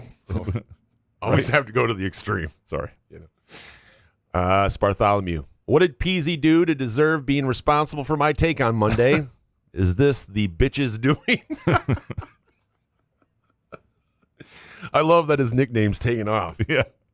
And it was his own. Yeah. He gave it to himself. We didn't do it. We went, 100%. Yeah. Oh, my God. Scott, does Texas Tech want to be the most disliked team in college football? I don't think they care. They want to win. But are they, though? Are they the most disliked for what they're? I mean, I don't believe that no other school would be, fighting for their quarterback to get their guy. If this was like the last year of eligibility, they're making themselves unlikable. I don't know if they're yeah. Well, I think with countersuing or suing other schools that refuse to play them, I can understand that. But I don't know. Janet in Plymouth, may I zag the discourse on that gambling addict Texas Tech quarterback? It's nuts to me that there is more outrage for this boy than there has ever been for violent criminal student athletes who victimize girls on campus nationwide. Not to mention all the sham coursework to keep student athletes eligible. Integrity of the game? There's been very little integrity in D1 sports for decades. And on the pro side, Stephen Ross was credibly. What the fuck? It's accused of trying to bribe his Dolphins head coach to tank games. That is quite literally match fixing. Ross got a slap on the wrist, and the scandal was quickly buried. Yeah, especially with Division I to that point. You're not wrong, Janet, in this sense. Like, college sports shouldn't exist the way they do, right? It just feeds this insane obsession and... Well, the way they currently exist. Yeah. But I think if you figure it out and get some guidelines, I think we can get it back to square here. And you're not. I mean, there is the point that yes, while there is worse behavior, this is directly impacting the integrity of the game, or could impact the integrity of the game. His behavior previously, and that used to be punishable by you just can't play. There's no, you're not going to jail for it, but you can't play. Unlike some of these other crimes. And look, there are lots of people who go unpunished for. Sexual assault and all sorts of entitlement with student athletes. And there's lots of shit that isn't good that we all turn a blind eye to, and that we love the sport, right? We put a pause. Look, we'll do it with the World Cup here in a moment. The World Cup has some issues going on. When the games start, all that stuff gets sort of paused, right? And we may or may not come back to it. And that, there's a level of hypocrisy with everything, and there's a level of choosing our outrage. And one of the things I struggle with these days is my outrage meter is very low. Like, it's hard to get me truly upset. Like, I'm not upset about this either. I think a lot of this shit's just completely absurd. Well, there's no reason to be upset because we have to figure out a solution to it. You could sit there and rant and rave and sound like a lunatic, but what are we going to do about it? With all of this DraftKings money and FanDuel money that's all over the place, and we wonder why kids are gambling. I have no idea. This is unbelievable.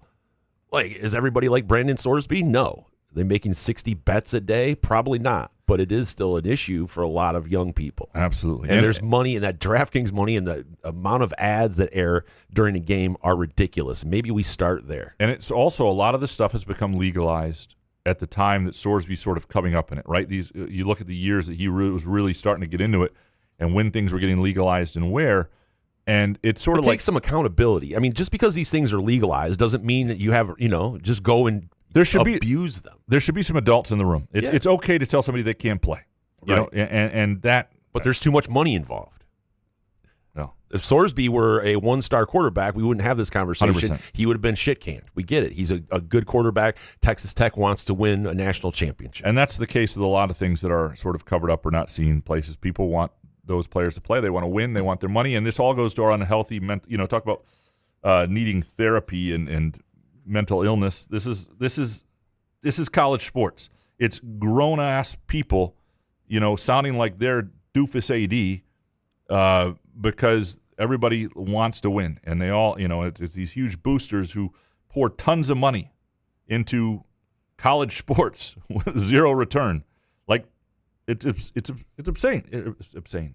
It's absurd and insane. Yeah. It's obscene. It's obscene. It's freaking obscene, man. Couch is so angry, he's making up words. Janet in Plymouth, losing Rocket and Liv back-to-back is such a bummer for the state. Have either of you guys been up to Midland for that Dow LPGA event? I see number one, Nelly will be there this weekend.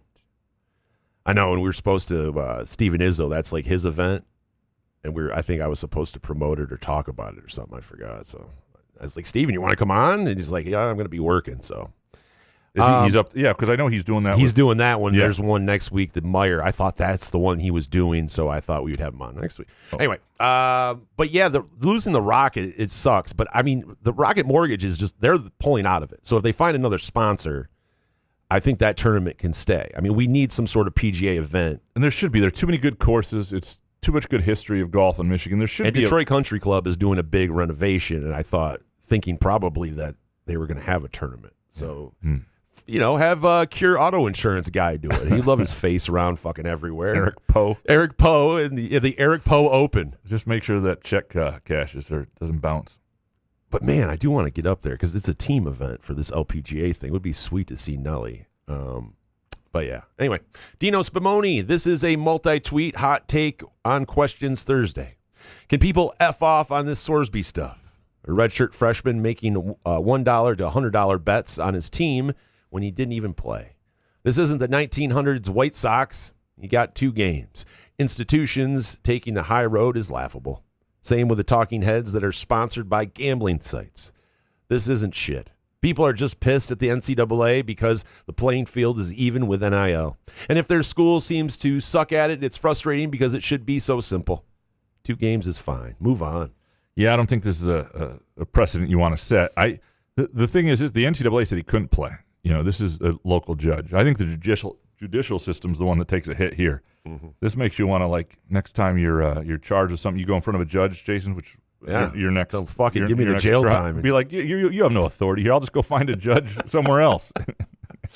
I was right, though. I got to say, I should have handled it better, but I tell you what, that's what I mean. Like, this whole thing, this judicial system has been fucked up for a long. You laugh, but I mean, no, you did it out of principle. I mean, I did it because they were going to give me 2 years probation, Correct. And I know what their probation system is. Yes. I've been involved in it before, way in the early 2000s, and all they do is want your money and want you to break you down, and you reoffend, and you get sent back to Mason. So I said, give me the jail time. I did my 72 days time served. I haven't been back. I don't get in trouble anymore. So. No, but it was a wise, calculated decision. No, it was, dude. No, I mean, well, not the whole thing wasn't wise. Yeah, I'm just saying the way I spoke to the judge was, Oh, that was not. Talk about tape I'd like to have. It would be. I really, they have that court cam show, and I do turn it on for shits and giggles, just in case I see myself, because that'd be pretty funny. I don't know if they had a camera on in that, but yeah. Anyway, Dan Grave next. Graham has threatened us with an article about decommits for years. Will he ever write it? I wouldn't pay attention to commits for a first-year head coach, but to say recruiting in the summer is meaningless is dumb. Does Graham not realize this is when most high school players visit schools? You have to get them on campus before their senior season. Yeah, but they've gotten some guys on campus, and they've had some guys scheduled to visit that may or may not come. I don't think that's their issue. It's closing the deal, right? And it's with guys who are the list of guys they have right now. There are a few guys that had a number of offers, and a lot of guys who really didn't have any of note. And obviously, if you can find some diamonds in the rough, but that's not really a way to build a program over the long haul. If this is the way your class looks in years 2 and 3, then you'd be a little bit concerned. But I will write that article, and promise, and meant to do it last year, and probably, but would have done it last year. The plan was to do it last year. The Jonathan Smith storyline and season falling apart sort of changed what the season was about, and it didn't make a lot of sense. But the idea is, and this is the data you want to find, and you want to go and you want to find the starters week 1 in college football. Take all 18 teams in the Big Ten, and how many of them are originally committed to that school, and how many of them originally signed with that school, and sort of have the percentages. And the data will be there, and we'll know. And maybe I'm completely wrong on this, but we're going to find out how many, in this day and age, is long enough since the transfer portal's been there, what percentage of starters in this year's Big Ten on week 1 originally committed to the school they're at. And if it's as low as I think it is, then maybe you do stop giving a shit about June the previous year when they originally commit. Dan Grafe next. Question for Jason. For the last decade, Graham has been overly positive of most MSU football content, even though results and fans disagree. Do you ever get tired of him spin zoning MSU football? No, because it's good for the show. I mean, it's tough to grow tired of it. I actually enjoy it because I think it's one of, he should have been some sort of what's the thing politicians need? What's the one, what's the person called that? Spokesperson? The spokesperson for some of these politicians, because he's a good spin guy. He's good at getting out of whatever. I'm an optimist is what I am. And I don't know, but you're good at spinning it. Well, that too. And it gets people riled up sometimes, and it makes me laugh. So, yeah. I see things from more of an optimistic view. That is a fault. But if you don't, what's the point? If I were to see what was happening with MSU football, truly see it, then I would write a few articles a year and put my emphasis on covering more important shit around the city of Lansing. And that's not what people want. You gotta find the hope in things and write about that. And sometimes it comes to bear, and sometimes it doesn't. Tim Rhodes next. What should Michigan State be aiming for right now? Football resurgence, basketball consistency, or just overall athletic department stability under J-Bat? You don't want just stability. Stability is. What does stability mean? What you want is football resurgence, because that's everything, right? Everything will follow that. Mm-hmm. Football resurgence is what you're looking for. You got to get football going. Tim Rhodes, you also said collectives were going away, but are they really? More regulated, possibly, but still there. Yeah, most of the actual collectives are gone. There might be a few places that are, but that's the stuff that you can't get through that CSC. We'll see if some schools don't care or whatnot, but the actual idea of a collective, which, just donors having, that's sort of by the wayside by and large. John Johnson, when Jason asked Graham if he seriously thought Jason's Michigan fan would bet the over on MSU win total, and Graham responded, "If I thought Michigan's over would hit, I'd bet it." Did he have a Freudian slip and just admit he's been an MSU fan all along? That is a nice catch, John Johnson, because as soon as I said it, I thought I wouldn't want to correct myself because it was going to look like I was overly sensitive about it, but that wasn't an apt comparison. Because I thought about that, and as soon as I said it, I was like, well, that's not – me and Michigan fan Jordan aren't really the exact opposite scenario. But it's a good catch. But you thought he would take the under. No, but the point is I basically said that the equivalent of Michigan fan Jordan betting pro-MSU is the equivalent of me betting pro-Michigan, which is putting me as the equivalent of Michigan fan Jordan on the MSU side, which is not really the case. But that's what he caught, and it's a good catch. It really is. Admiral Pippin next. I know he's going to be busy, but can you get James Edwards on to talk about the Knicks? Last night, we were all dropping MFers. Yeah, we probably would have had him today. We're dropping MFers now? We probably would have had him today as well, but he had their travel time to get to Game 5 in San Antonio was during our recording time as well. So we thought about that. We will have him as soon as the series is over. Chris, next. If you're a fan of a tortured NBA team like the Kings, Clippers, or any franchise that's used the Hornets nickname, would you take getting a potentially all-time great player like Wemby if it meant that they would always have brutal flameouts in the postseason? Let's call it the Josh Allen conundrum. So what's the other option? So I'm a Kings fan and we get Wemby, but then we flame out in the postseason? I think Wemby is, well, it's crazy. I just could not stop watching it, just him. I was watching him on the defensive end. I was like, unbelievable. Yeah, and I don't think Big if you old have that, I don't giraffe. think if you have that, you're going to flame out in the postseason. I just don't. I think he's they're that gonna good. build I think he's around that legit, and I think they've got a great team. I mean, if they lose this year, it's because they're a year away. Now, it doesn't mean that Oklahoma City can't put it together. But I think this is the Knicks' opportunity. It's not that the Knicks won't be good, but I don't think San Antonio gets worse if they're healthy. I think I think they're going to be really, really tough for a while. David Jackson, there can only be two choices. You trade Skubal or you sign a new contract with him. Is Detroit going to sit on their hands so long he just walks away and we get nothing? And from Matt Salisbury. Regardless if the Tigers get on a run before the deadline, would you still trade Skubal? I still would because you're not keeping him. So let's obviously if they're at this point where you're 8-9 games below 500 or whatever, you're going to do it.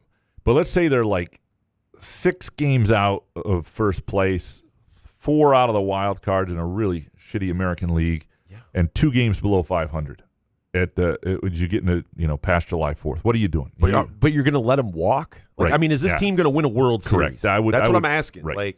If you think not Scott Harris, I don't want to ask him. I just do people think that we can win watching this team? Do you think that they can win a World Series? The problem is nobody trusts Scott Harris to do the smart thing with this, right? Right.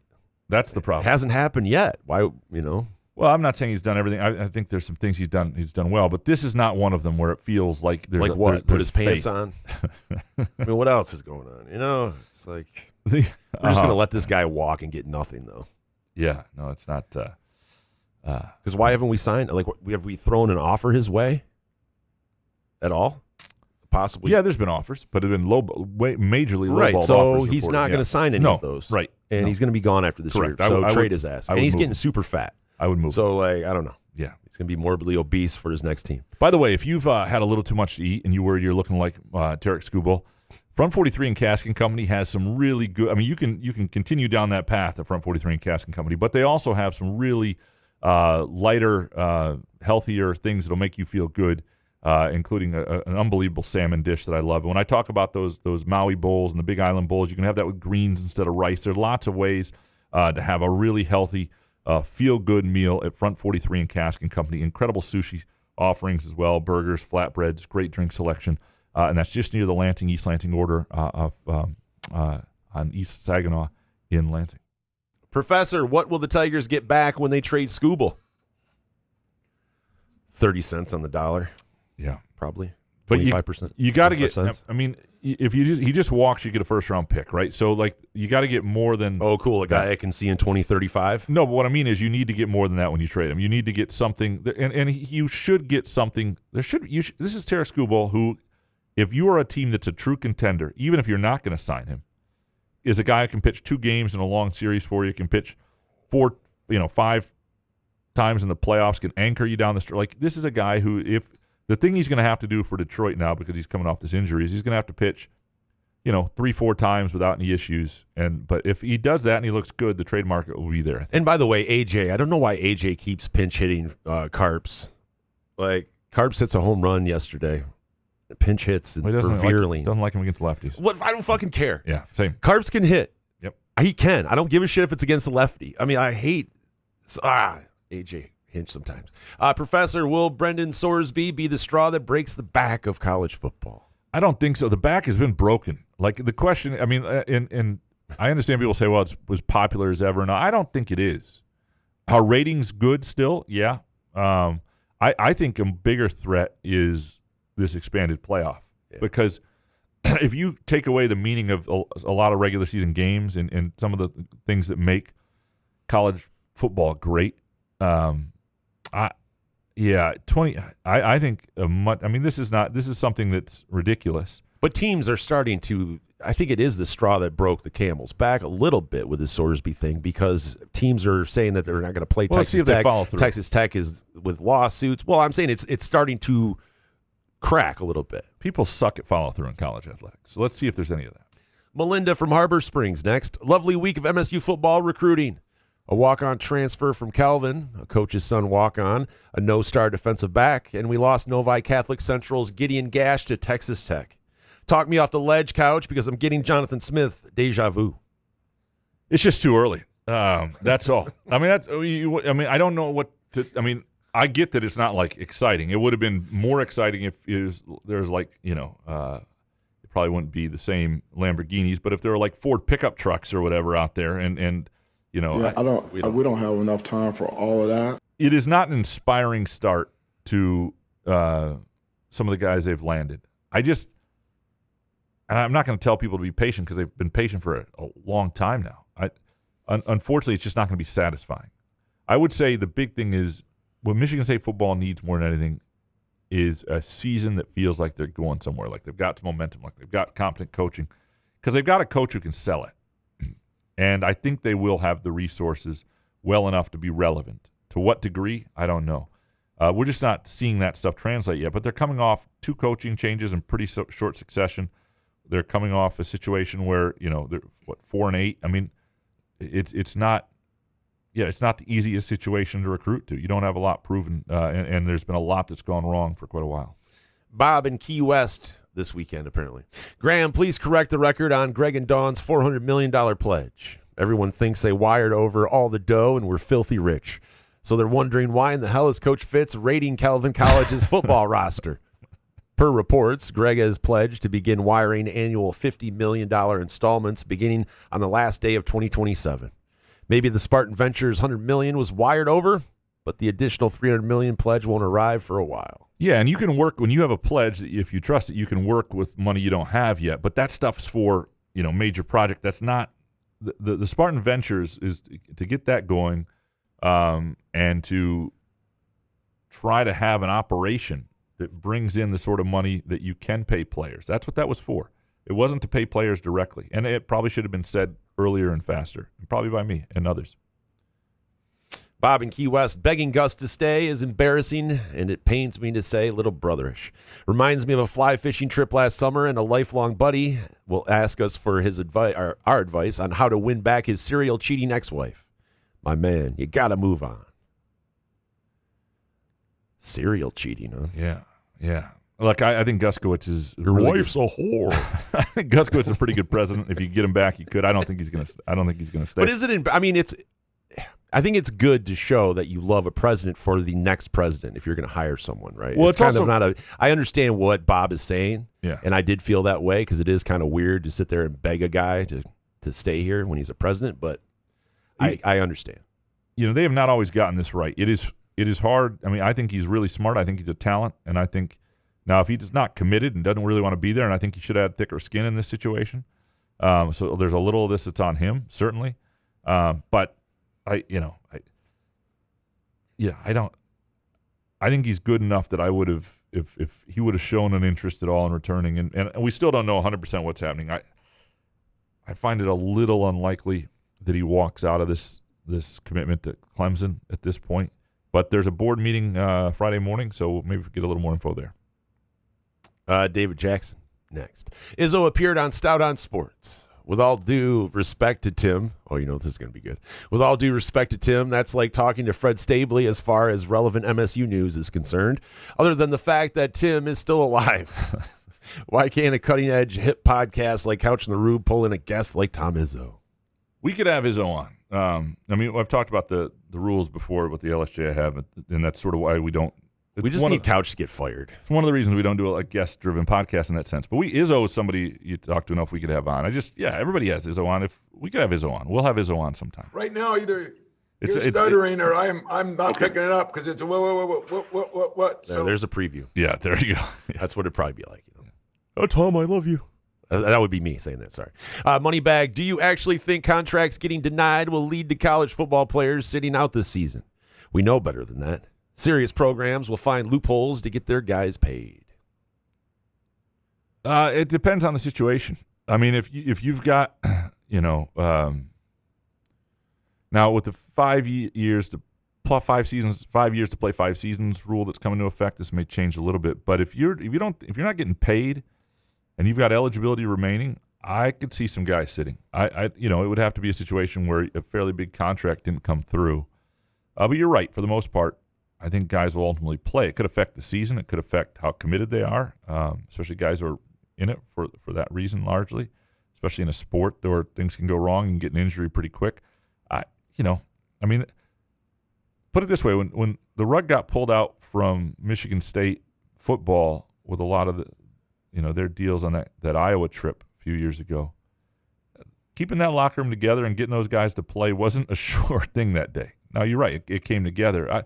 I think ultimately most guys will play. I would not be surprised if a few guys leave the programs they're at, even if it means sitting. Alan Perlstein next. Are NIL payments public information? Will we see a roster page that will list each player's height, weight, college, major, and NIL haul? No, they're not. And I wish they were. Now, some of the stuff, we'll see, but it's going to get even harder. I would just like to know what the program's working with. I don't even need to know really individual stuff at the moment. Yeah. Just tell me what my team's doing. Ralph E., I'm as woke as they come. Wow. Woker than Couch? If I was in Kevin Guskowitz's position after seeing that Vassar letter, I'd be taking the Clemson job. SMH. Also, Dominic is right. A Jason and Nolan show Friday, and I'll up the ante to 75 mgs. Enjoy NYC, Graham. There you go. Wait, Ralphie, you're going to take 75 mgs? We'd actually, if you could do that and film yourself. Holy hell. We would enjoy that. Or maybe we'd call for an interview. 75 mgs. The Stag beer. Well, what's the most mgs you've ever had at once?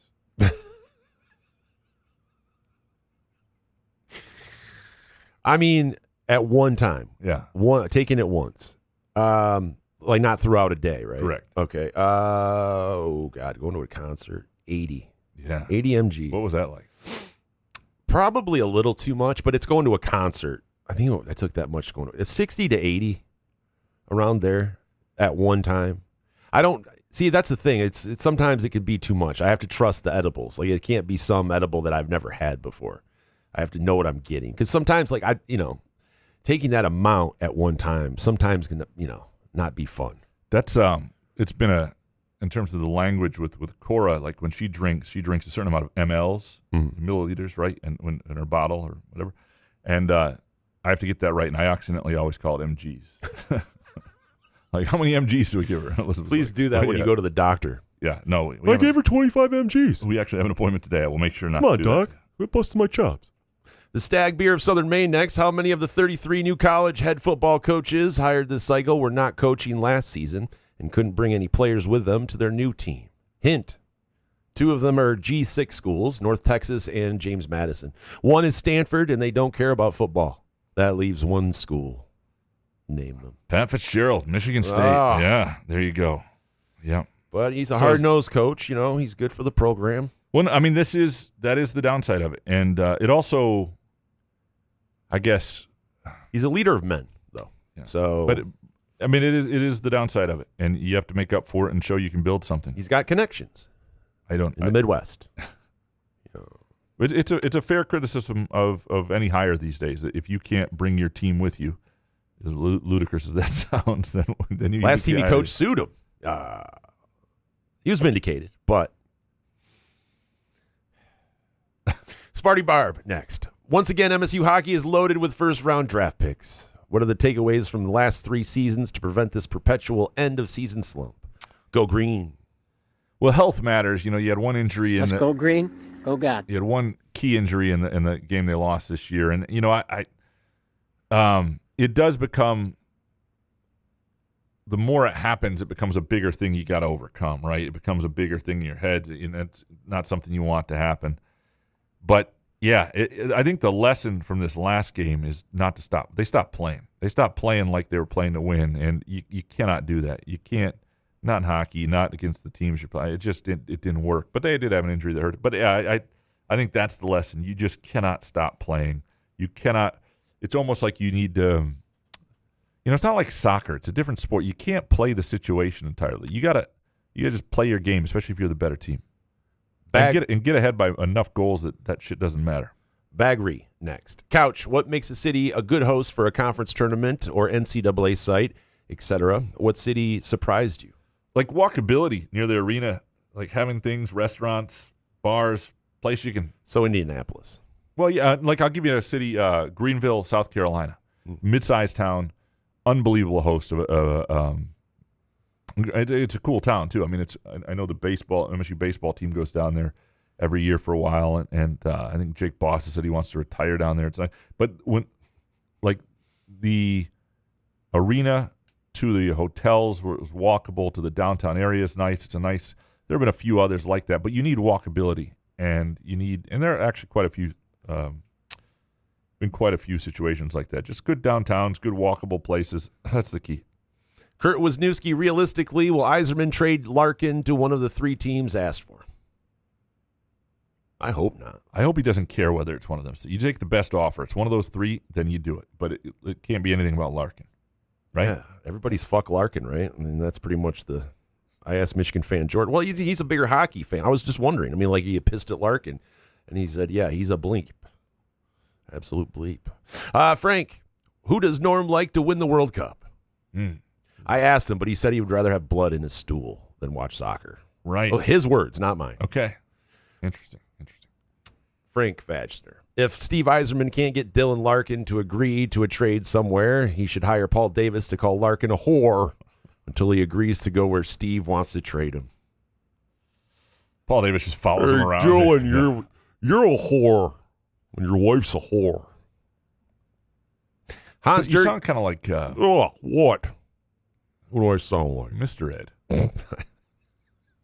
Wow. Hans Jurgen, I bet $10 on England to avenge King George and beat the USA in the World Cup on our soil. I also bet Graham would enjoy the moment and laugh evilly. No, I would. It wouldn't break my heart because I don't really. I mean, but it wouldn't. Give us an evil laugh. Just give us an evil laugh. What do you think an evil laugh is? Wait. That was too close.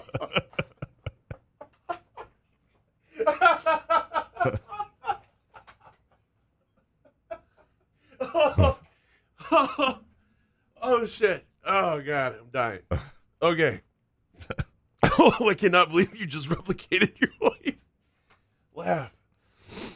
How do you respond, Hans? Oh, my God, I had a heart attack. I think I just had a heart attack.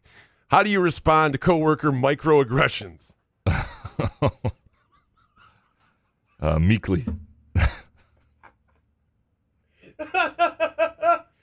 Oh, my God. I need that timestamp. Okay. Hans Jurgen, have you ever let loose? I'm sweating. I'm literally. Okay. Have you ever let loose a loud fart in a meeting? Jason? I know. I don't like to fart. It's weird. As I've gotten older, I'm just disgusted by farts. Yeah.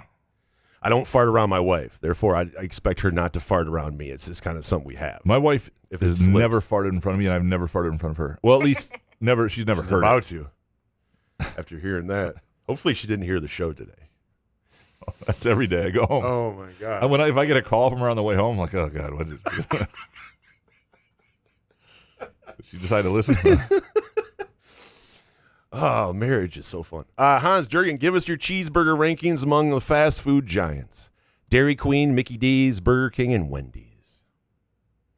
Well, shit, for me, it's Mickey D. I love their ketchup. And their but, dude, burger, Wendy's has the best burger. Do they? You want to go July topic right now, bro? Oh, my God, dude. I'm literally crying. And a Whopper is not bad. Yeah. Dairy Queen, I don't usually get a burger there. I usually get ice cream. Yeah, that's wild to me.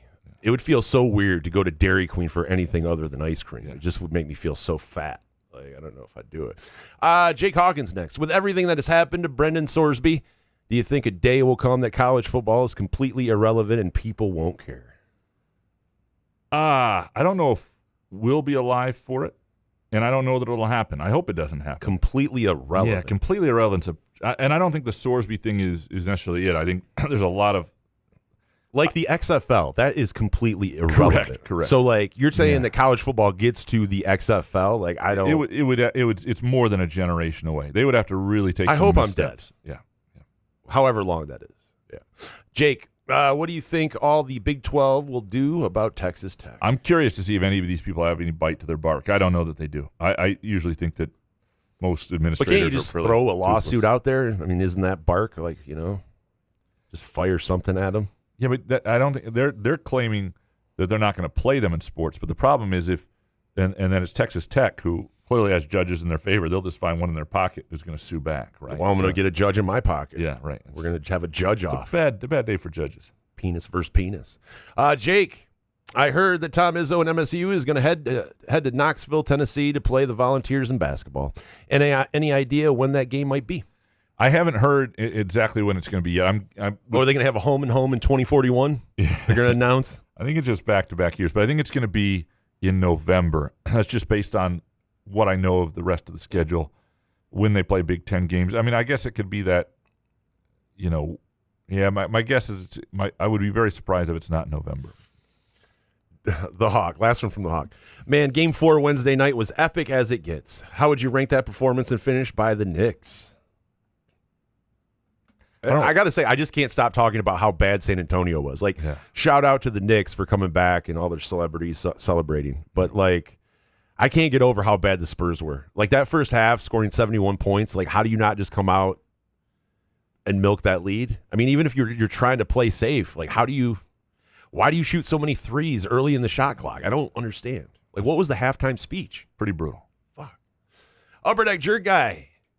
Is FIFA the most corrupt organization in sports? I would bet there are youth organizations more corrupt, and we're seeing some of the reporting and around that recently. It seems like a lot of these pay-for-play youth things are really – so I would say no. No is the answer.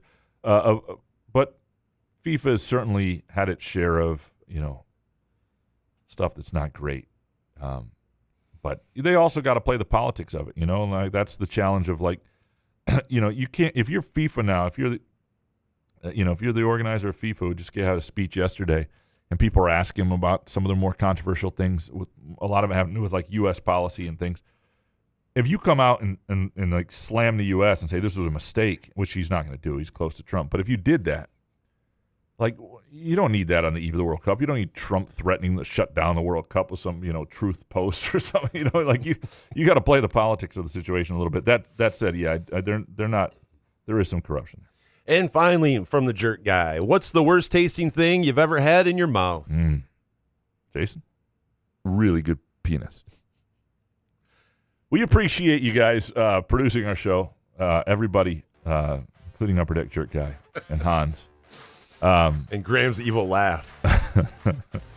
We appreciate Chris Vannini coming on from The Athletic. You can read him there. Does a really nice job, really good story. And his 1 through 138 now rankings weekly are a good read. And we appreciate Front 43 and Cask and Company. Awesome place for lunch or any occasion. 2 great bar TV setups. Great place to watch the World Cup. Great place to just chill and be your best self. We will be back. I'll be back probably next Wednesday. We'll figure that out. But I'm guessing we'll be back next Wednesday. Enjoy the soccer. Bet responsibly. Don't watch too much soccer, Jason. Have fun, buddy. Good show, man. Yeah, man. Couch on the Roof.